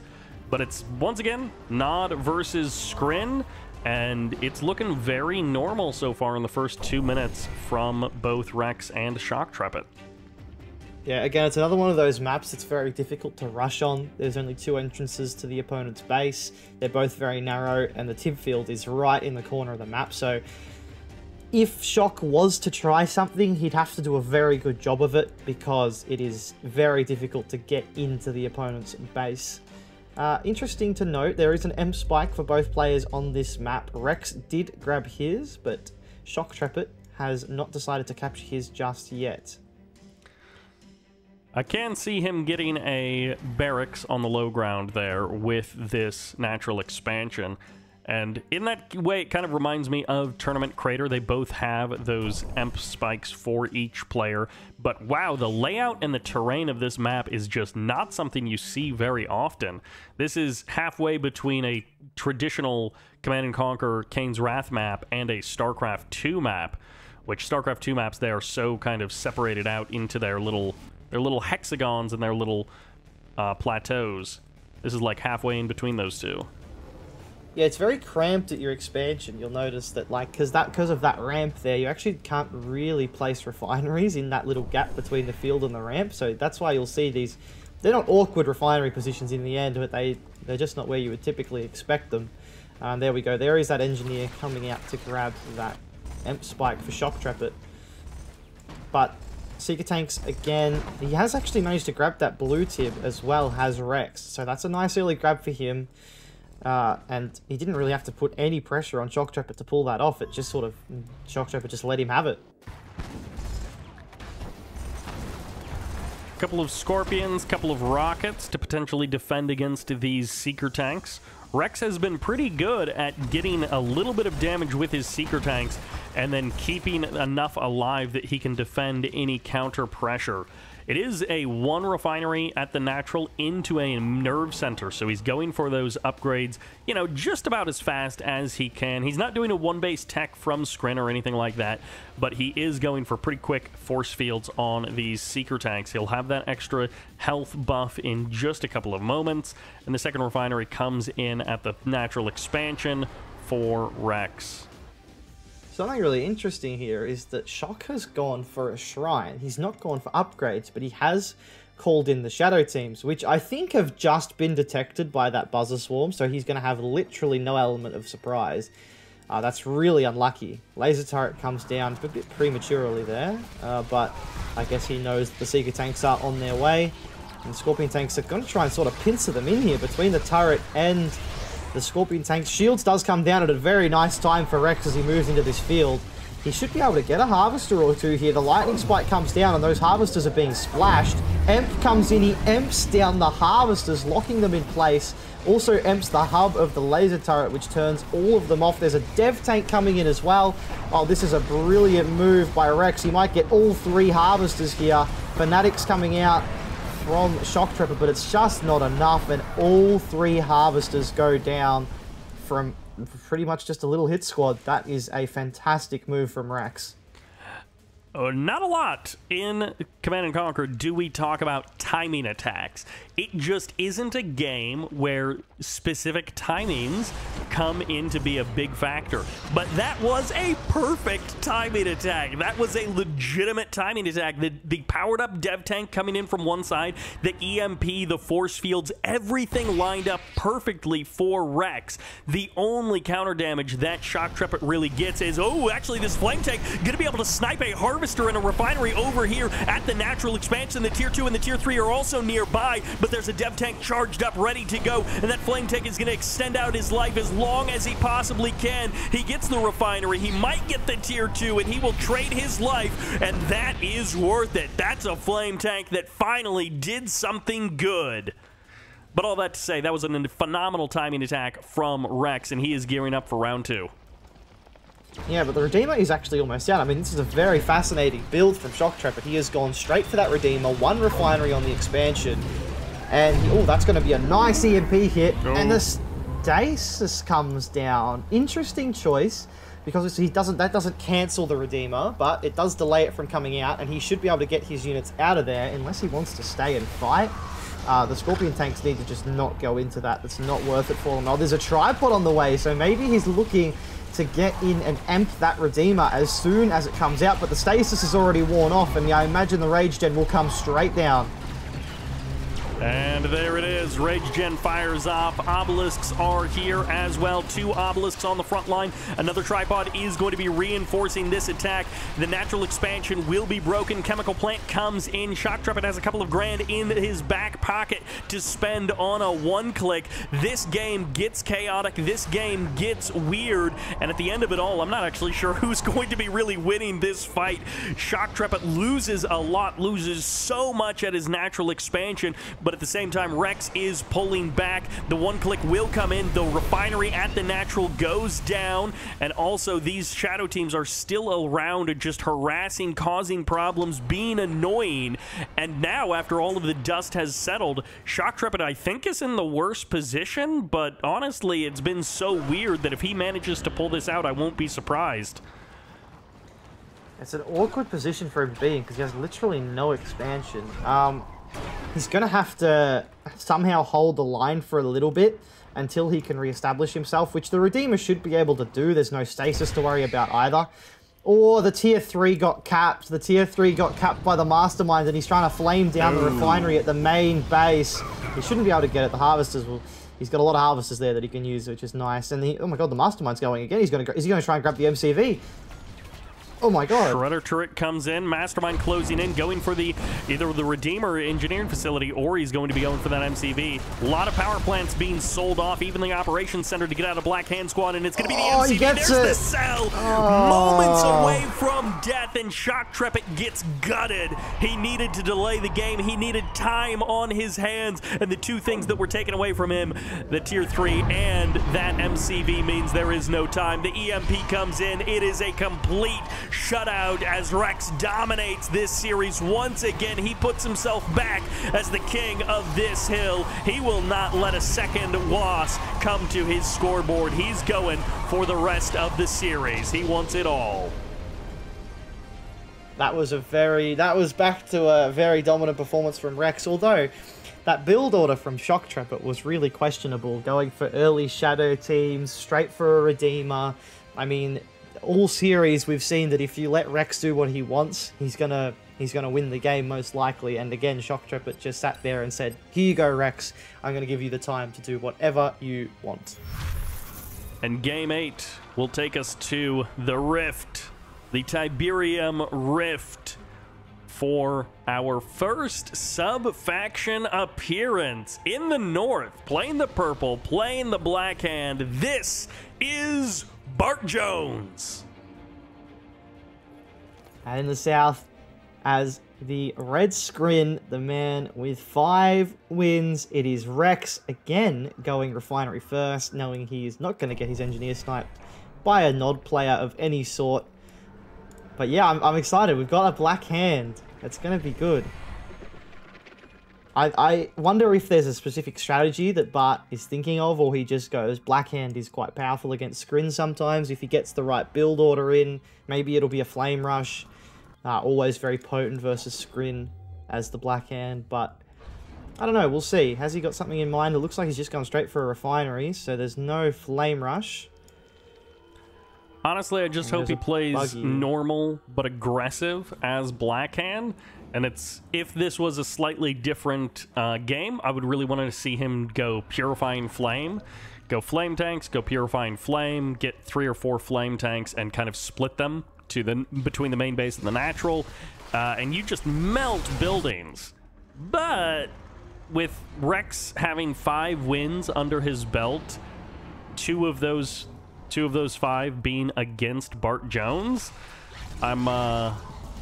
I'm just wondering, you know, is it wise to do something like a Purifying Flame rush, and maybe he should just play macro-aggressive, bike-buggy, typical Nod stuff on Rift? Yeah, I mean, that's the one nice thing about this King of the Hill game, though, is that there's still something to play for Bart. Like, even though he hasn't won a game yet, if he wins this game, it's $15 in the bag, you know, at least you'll walk away with something. There's every game there is something to play for in King of the Hill, which is really nice, which is a nice part of the King of the Hill series. If he was going to do a strat like that, Skrin is one of the best factions to do it against, because we know how susceptible they are to flame tanks. Obviously, Black Hand Infantry is quite potent, and it is very potent against only like units such as Gunwalkers, no AP ammo to worry about or anything like that. So maybe we could see a strategy like that. I mean, Bart does like to do some fancy strategies like that, but you're right, I can't see him having the confidence to pull something like that out when Rex has really dominated him so far today. And I mean, it is game 8, so that means we have 8, 9, 10. Harvester getting tagged, bikes coming in, 2 bikes, going to be able to get a little bit of chip damage on this Harvester, down to half health actually. If they really commit to this, they could go for the kill. They're going to have to trade out their lives as the Seeker Tanks come in for defense. The bikes won't get this for free, but they're going to get the Harvester. One last, okay, nice. I thought that bike was about to exit, and I was like, oh my gosh, if he exits with 1 hit left. But no, Harvester goes down. Bart Jones breathes life into this game, and as I was saying, 8, 9, 10, he could still walk away with $45 in his pocket at the end of this show match if he goes on a roll. That's a really nice start too. I mean, it's a full load of Tiberium in a Harvester, only for 3 bikes. You'll take that trade every day of the week as the Nod player, so that's a really nice start. Double War Factory now for Bart. Pumping out the buggies, good choice. They're an easy, cheap defense. They'll keep the Seekers at bay. No worries at all. Scorpion tanks as well to back them up, but he needs to be careful. He doesn't want to get caught out of position. The last thing he wants after a good start like that is to let Rex back in the front door with a couple of Harvester losses, but Rex choosing power plants as his target instead. Now behind this, Rex goes 4 refineries, so he doesn't fill out his base with a nerve center quickly. He doesn't go for a war factory. He's just going for that big eco play. He's followed it up now with a nerve center, but he's hoping these couple of Seeker tanks are going to do everything that he needs for the next couple of minutes. Harvester down, about 20% of its health. Panic Fanatics are out, and the Scorpions should be able to clean up. Oh, actually, there's a Flame Tank being spotted immediately. So I don't know if that's the best timing there. Shock Trepid, Rex definitely knows the Flame Tank is on the way. He might be going Purifying Flame. He has a Shrine. He hasn't started upgrading anything yet, but you might have called this. This might be the Purifying Flame strat. Let's see. Dozer Blades is on the way. I'm a secret genius. I just hide it really well. But no, I just love seeing Purifying Flame. And it would be pretty amazing if he did go for it. It's definitely not a Purifying Flame rush, but we would love to see it after he gets Black Disciples. Yeah, I'd be interested because obviously, yeah, again, Purifying Flame against Screen is quite powerful. And obviously infantry on its own is powerful enough. You mix that with Purifying Flame and Flame Tanks around the side, you can cause all sorts of issues for a Screen player. Ooh, Mechapede is out, but it's actually going to be getting caught. This Mechapede comes out to defend that blue Tiberium Harvester, and he does get spotted by those Scorpion tanks in the middle of the map. That must have been one shot away from dying. Yeah, he's gonna kind of escape there. Flame Tank in the corner. Seekers are hunting it. And the Seekers will start tagging this Flame Tank before it gets anywhere close to infrastructure. So, unfortunately, that Flame Tank is going to be no win for the Black Hand player. 1 Mechapede down in the middle of the map. 2 Mechapedes down. That's a good start for Bart Jones. Nice. Very nice. Unfortunately, there is no Purifying Flame on the way, so Bart he's not going to get any style points for this game, but you know what? If he gets to $15 at the end of it, I don't think he's going to mind. Second MCV making a move to the north side of the map. He's going to try and bring the fight to Rex here, and I don't mind this at all. Drop some obelisks on that front line, make it difficult for Rex to mine. The Mechapedes are trying to move to the south, but they're going to run into a ball of infantry here. Good focus fire from Bart. Gets a Mechapede straight away, gets a second Mechapede straight away, and he might even get this last one if he's lucky.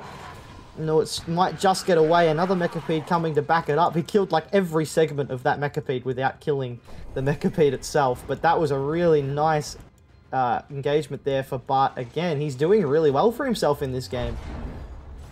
That worked out pretty darn well for Bart Jones. Mechapedes do manage to avoid that blast from the obelisk.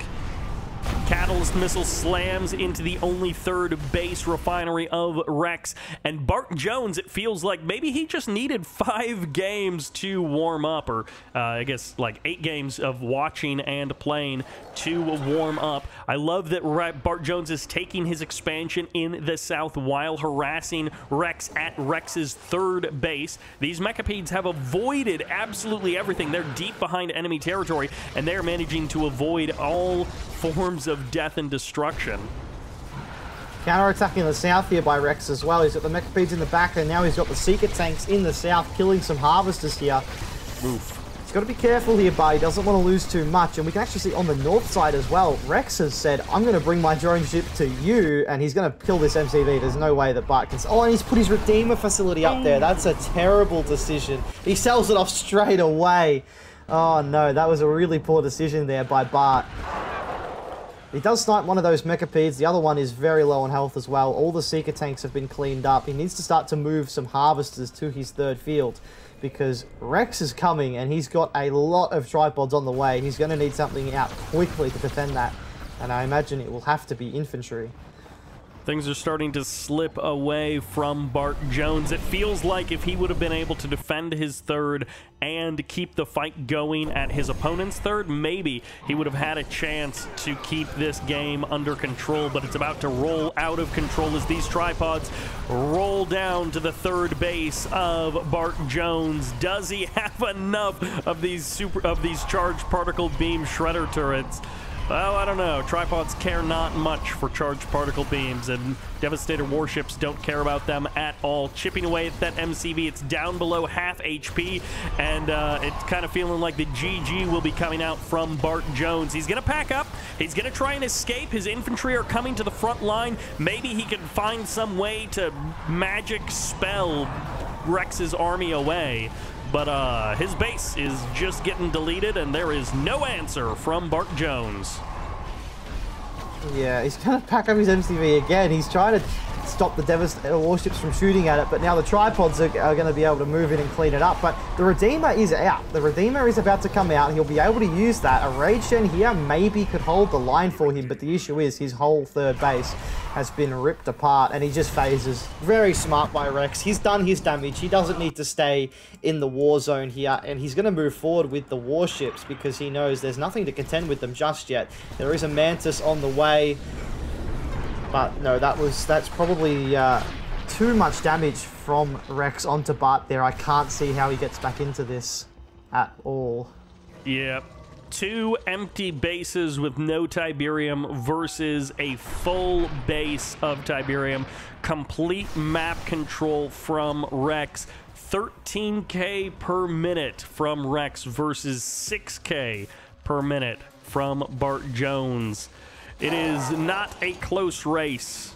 There was a time in the past where Bart Jones was looking competitive, but at this minute, as we cross the 10.5 minute mark, it's a long, long way to victory for Bart Jones. And now there's Mechapeds in his second field, picking off what is left of his economy, and that is it. Rex takes his 6th game of the King of the Hill match, but again, just falls a little bit short. Bart Jones will have one more opportunity in game number 10. But next up is game number 9, where Shock Trumpet will return to see if he can claim the crown from Rex. We finally made it here. It's time for Tournament Highlands in game number 9, our penultimate map of this King of the Hill match. And sticking with Nod, playing orange on the right side of the map, this is Shock Trumpet. And on the left-hand side, looking to claim his 7th win. What will that be? $105 he will have if he wins this game. It is Rex as the blue Screen Vanilla. No change up yet again. He's not taking any chances. It's Screen's winning for him. Screen's getting him the money. He's going to keep sticking with that. Yep, he's been winning. It's pretty much all been macro games from Rex. I was going to say he's been winning in all ways, but really it's just been that macro game, focused on post 7-minute kind of fights, and, somewhere in between that, 6 to 15 minute mark, he wins the game, usually with a big tripod army. That last game, almost a heartbreaker there for Bart Jones. A fantastic setup, and then it all fell apart at Rex's third base. But it's a new map. It's a new player. Shock Trumpet. He's playing Nod. He's already got a win against Rex, so he's looking for that repeat here. That would give him 3 points going into the final match of the day, because of course this is a 10-game series, which means one of these guys is going to be saying good night regardless here. Even if it's Rex, he's going to be saying good night with 6 wins under his belt.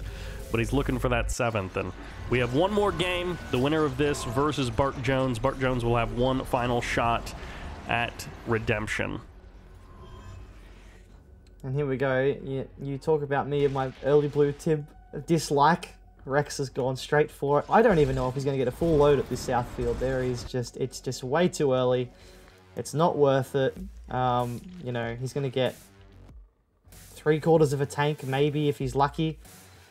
I don't know, I'm just not a fan of it, and we can see Rex actually might lose it. No, it's only buggies coming down. I thought they might be bikes, but it's only buggies on their way down. But he only gets half of a tank. Not really worth it at all for sending your 4th harvester there. Yeah, that's just a regular load of green Tiberium. That is nothing special at all. And every single game, pretty much, Rex has been going for that harvester explosion. He is up to 6 harvesters out on the field. 7, 8. No, I missed the 2 in the northern field. He's out to 8 harvesters, 3 refineries at the 3-minute mark. Couple of bikes tussling with these harvesters. There are seeker tanks to protect the harvs, though. Yeah, and this is what Rex has been brilliant at. He gets the harvesters out, and then he gets a handful of units out. And, I mean, Shock Trepet can't penetrate this. There's 5 Seeker tanks. He only has, what, 7 bikes. He can pick off Seeker tanks, but Rex doesn't mind that. If he's not losing economy, he's not going to be too worried about that at all. Shock Trepet went for that double War Factory play before an expansion as well, and he's not been able to get into the base and cause any damage. He might be able to pick off a tip spike here, but he has to be careful. You can see Rex angling his army to the right, trying to pincer. Gets the tip spike. He had to go back for one more shot, but maybe... Can Shock Trepet slip by? No, Rex is doing a really good job, but he should be able to get out now, Shock Trepet. But only losing a tip spike for that much bike buggy. Yeah, Rex is going to take that every day of the week. 2 refineries at the natural for Rex, 1 refinery at the natural for Shock Trepet. It's basically a plus 4K per minute advantage for Rex. And it feels like this move. The double Shock Trepet's actually going to get into the main. Oh, the bike buggy and then he turns around. And the harvesters are evacuating towards the bike buggy. Not often that you see that. But the Seeker tanks will now push everything away. And yet, feels like Rex needs to get 2, or Shock Trepet needs to get 2, maybe 3 harvester kills, and this is just not happening. He actually Q-moved all of his harvesters there. Even the harvesters from the second field started to move south. Ooh. But he's got everything back in check now. And yeah, Double War Factory Seeker, I think this is the first time we've seen this from Rex all series. And it's not a bad choice on a map like this. You've got 2 blue fields to fight for. Map control can decide a game on Torment Highlands. So it's actually a good idea for the first time to pull this out all series. I like it from Rex. Adapting to the map. Not just sticking to, well, it's worked for me every other game, I'm just going to macro. There's actually a harvester in the middle of the map for Shock Trepet, which went to the blue field. Rex has taken it all, and now it's rallied to the middle green Tiberium field, so a free harvester kill for Rex there. Really unfortunate. 1 Tib Spike down. Shock Trepet is looking to get the other Tib Spike, but when you're 5.5 minutes into the game, and you delayed your natural expansion eco, the only win you've got is killing Tib Spikes. That does not bode well for the rest of the game. That being said, Shock Trepet does have his feet underneath him. He's taken some hits. He's tried some plays and they haven't worked out, but he's not dead yet. He does still have hope. He does still have a chance. He's got that tier 3, and he's got an opportunity to defend against this massive Seeker army that is out in the middle of the map, looking for an angle, looking for a way into the base. Rex is set up in the middle. This big field can spell victory or defeat.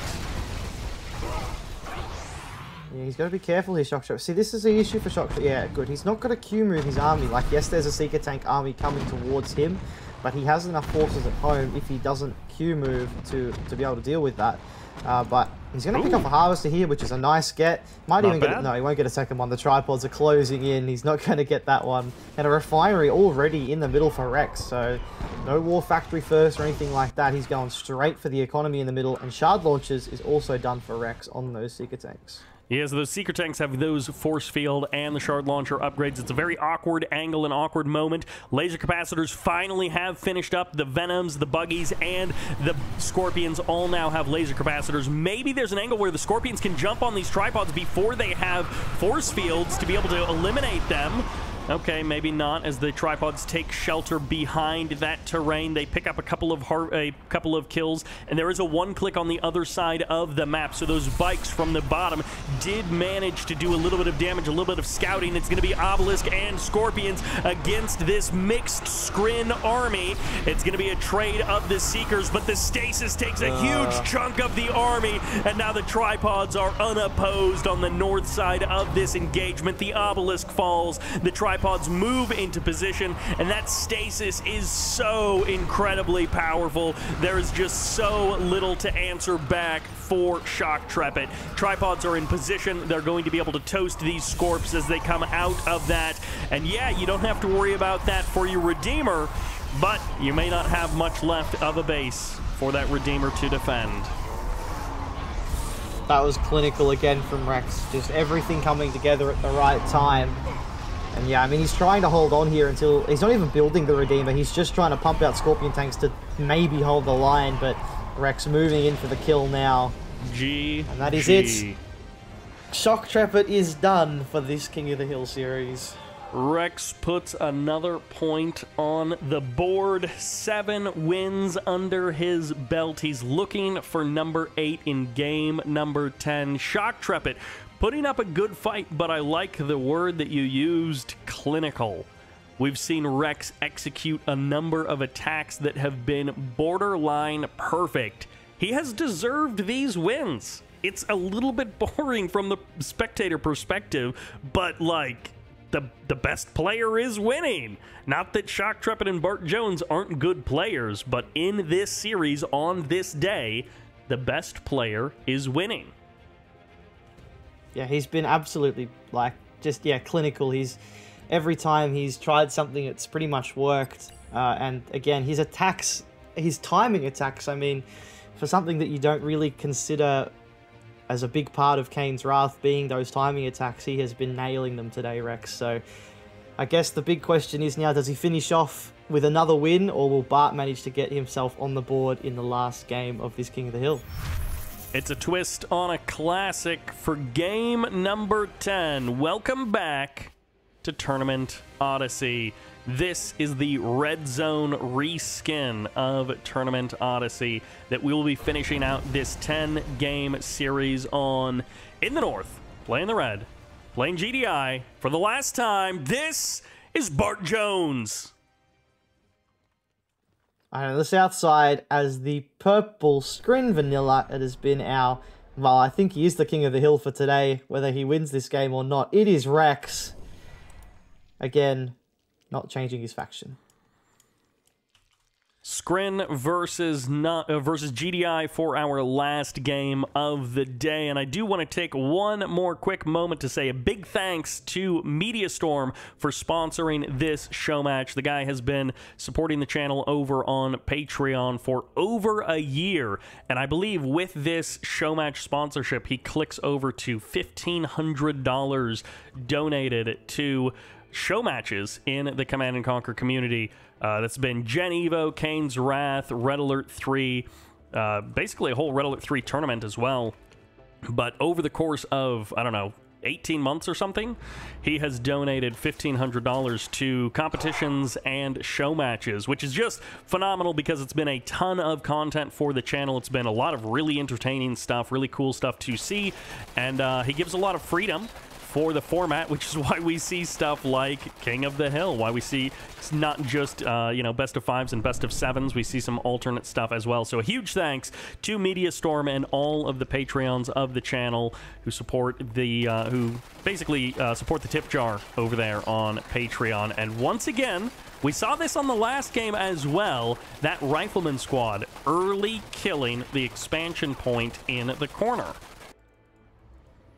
Yeah, it's something that Skrin can't really do, unless I guess they could build a disintegrator at the start of the game to kill the other players, because you can't really do it with buzzer swarms. Right. But yeah, it's a nice play. I mean, I do it every time I play this map as well. It's just it gives you it just gives you an advantage, especially if you are versus a Skrin player, because they can't kill yours unless of course they do go for that disintegrator. But most players won't do that. But Bart following up with APC rockets again. It'll be interesting to see if he can get anything done. The last time he did them was on Pipeline, and they pretty much did nothing. But it is tough to get something done when you're attacking into someone who has a blue Tiberium start. So maybe this time he'll be able to get something done. Less Tiberium for Rex to use to defend. But there's already the portal down. I imagine we'll probably see a photon cannon as well. And it'll be very difficult to break down that type of defense. Yeah, at the current moment, nothing is even being produced for that portal, so it is just for that safety photon cannon. APCs in the map have been spotted. They're going to go for a couple of shots on this reactor. And it is 4 APCs. I believe one of them has a rifleman inside of it. No, actually, all 4 are rockets. So he did go for maximum rockets here. Photon cannon gets deployed. APCs are going to try and escape from here. Maybe some mine drops. Ooh, does not evac. So those rockets do go down. And no mine drops. It's tough, but he is covering that blue Tiberium steel. So Bart Jones is going to be able to safely harvest that blue Tiberium. Mine drop comes in. Oh, he walks through it, but he gets the APC. Oh, he does get a gunwalker with it, though, so... it's not a terrible trade for Bart, but again, he hasn't really been able to do any actual damage with that. He does force out a lot of gunwalkers, though, so if he transitioned into Predator tanks, it'll be, you know, those gunwalkers will be next to useless, but... Tier 2 and an airfield on the way, I believe, from Bart, so maybe Firehawks. I'm really surprised we haven't seen Firehawks in this series yet. They're usually just the first thing you try when you're playing against a very good screen player, because if you knock out that tier 3 early, you are able to get quite a large advantage. But it looks like he's going for rocket hammerheads. Yeah.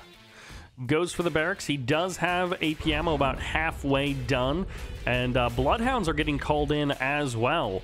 So if that Buzzer Scout has been, if Rex has been paying attention to his Buzzer Scout, he's got quite a bit of intel now on what exactly his opponent is doing. That third base, well, it might be a little bit slow because the engineer is there looking for the expansion point, but I guess the engineer is just going to turn north and slowly walk its way to Bart Jones's Tib Spike. So Bart Jones kills the expansion point, but kind of in an alternate way may also lose his Tiberium spike because of it. Lightning Spike gets deployed. A couple of hammerheads are loading up with those rockets, and this is kind of a weird Lightning Spike. I assume this is kind of, does he just want vision to be able to stasis the tech center? Yeah, possibly. It's interesting, though, because I think he suspects Firehawks, because we can see he's actually put that storm column down next to his tech lab, which does one-shot Firehawks now. I think in R19 that got changed. He's going straight for Hexapod. He's got everything of vital importance within the range of that storm column, but there's no Firehawks on the way, so it still gives him some nice area defense when these hammerheads do try and come in. But yeah, a little win there for Bart. He's, you know, forced something out that Rex didn't actually need. Drone Ship has actually been teleported, I think, by the looks of it too, yeah, to that third field. Mastermind, he's got to be careful. If those APCs turn, he could actually lose that. Oh my god. Oh, he just goes right up to the front line, grabs an APC, and then gets away with it. He's still on the front line, so if the Hammerheads choose to, they could try and commit in for the attack. Instead, the Hammerheads are going to be cleaning up the Harvesters at the natural expansion. Going to be able to clean up one Harvester for free. A second Harvester will go down for free, and the Plasma Missile Battery finally getting deployed right on the edge of range there. And one Hammerhead will pay the price, but that's fine, trading it out for a couple of Harvesters. MCD down to half health, so those APCs did do some damage. It's not as much as you would like, but it's at least a little bit of something. Eradicator Hexapod is out on the map. No delays to that Eradicator, which is a little bit sad for our GDI player, but he does still have hope. Railguns have finished up. He has just built his own Marv on that right-hand side. He's probably going to go and look to Marvest the third field of Rex. Mammoth tanks out. I mean, he's got quite a large army. He's looking quite safe at this stage, but he's got to be careful because, you know, Rex likes the wormholes and things like that. Oh, just gets that Harvester, only lost the one Hammerhead for it, and we haven't really seen it in this series, but Rex loves a Hex Lame, especially against GDI, so we need to see EMP grenades come out shortly for our GDI player, but on the right-hand side, 4 Mammoth tanks and a Marv are marching across the map. And that is not something that Rex will be looking forward to. Eradicator Hexpod is going to be looking to encircle these Predator tanks.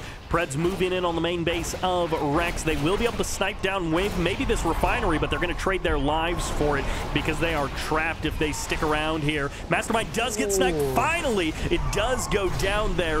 It's been hanging around this game for a little while, and the Pred tanks will all go down. They trade out as many shots as they can, but it's just a little bit of chip damage on the hull of those tripods. And this base in the corner is under threat, and so much so that the drone ship is just going to turn tail and run. He's going to, I think, go into the corner and wait for a teleport because he can't go against the Mammoth tanks.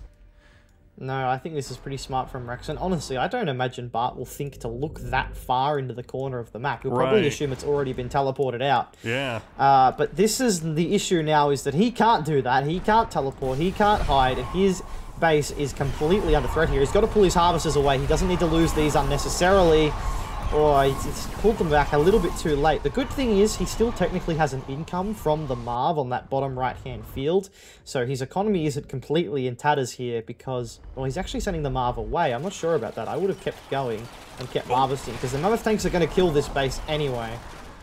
Mastermind does get sniped again, so that drone ship is still just caught in the corner. Bart Jones is going to be kicking himself when he sees that that drone ship was just there for the taking. I guess this is going to be a bit of a base trade, not exactly a base trade, but they are going to be attacking each other's natural expansions at the same time. Mastermind needs to get out, desperately needs to get out to whisk away that drone ship and save it from the corner of the map, but where do you even zone put heads. it? He's got zone heads. These tripods are in so much trouble. There's nothing to protect them. And the zone head's just going to clean up all the tripods, basically leaving the hexapod to fight on its own. And while his main base is being completely cleaned up, he has deployed his drone ship in the bottom right-hand corner there. So he may start to try and expand over there. I'm not too sure what his plan will be now, but he's going to lose all of his tech, all of his main base. But I guess the hexapod will do the same in return. And it'll just be down to these hammerheads to clean up the hexapod. Tier 3 does go down on both sides of the map. It gets eliminated for both players, so that is now gone. And I guess these hammerheads will eventually clean up this hexapod. Nope, there's the blink away. All 3 of these husks can be grabbed if Bart Jones so chooses. Mastermind managed to sneak out, but that Eradicator hexapod has so little HP.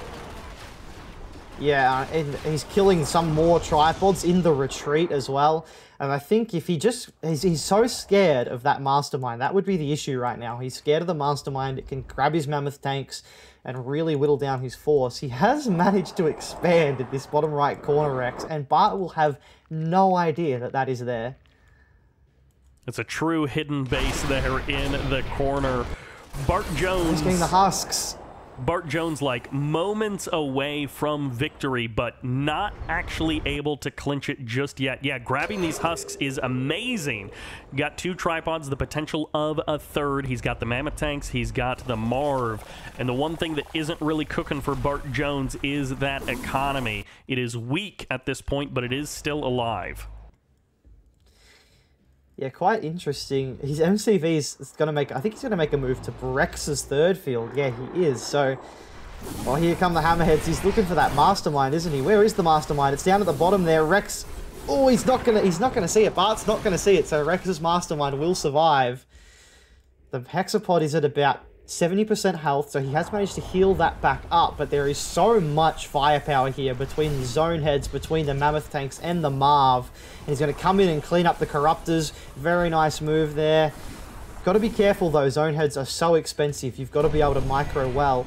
Ooh. And in the bottom right-hand corner, it's going to be Storm Riders that are going to come in. But the MCV is showing up right as that second airfield gets deployed. The MCV shows up and he's like, what is this? There's a whole base over here. And Bart Jones is just walking right up to the front door. I don't even know if he's even doing this intentionally, but he is doing this.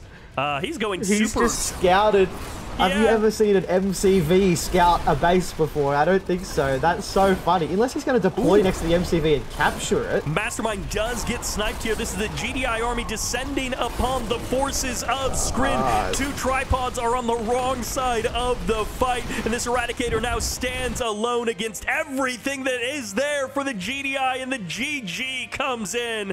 Bart Jones picks up his first win of the series in the last game of this King of the Hill. Oh, well done, Bart. That was a really nice display. The Hammerheads were real. That was a really good choice, and it actually baited Rex. He thought there were Firehawks coming, but it was the Hammerheads instead. And a really good maneuver, taking out the third base of Rex. Rex tried to recover in a sneaky way, but no, it was well done by Bart. Gets himself on the board. I'll just say thanks to Cybert for having me. I enjoyed it. It's always fun doing these King of the Hills, so thanks for having me. Maybe we'll have to do another one in the future. Big thanks to Dune Tiger for joining in on the action. And of course, you can check out his channel at the link in the description. Thank you all very much for watching. Huge thanks to MediaStorm and to the players as well for participating. And this is Cybert signing out.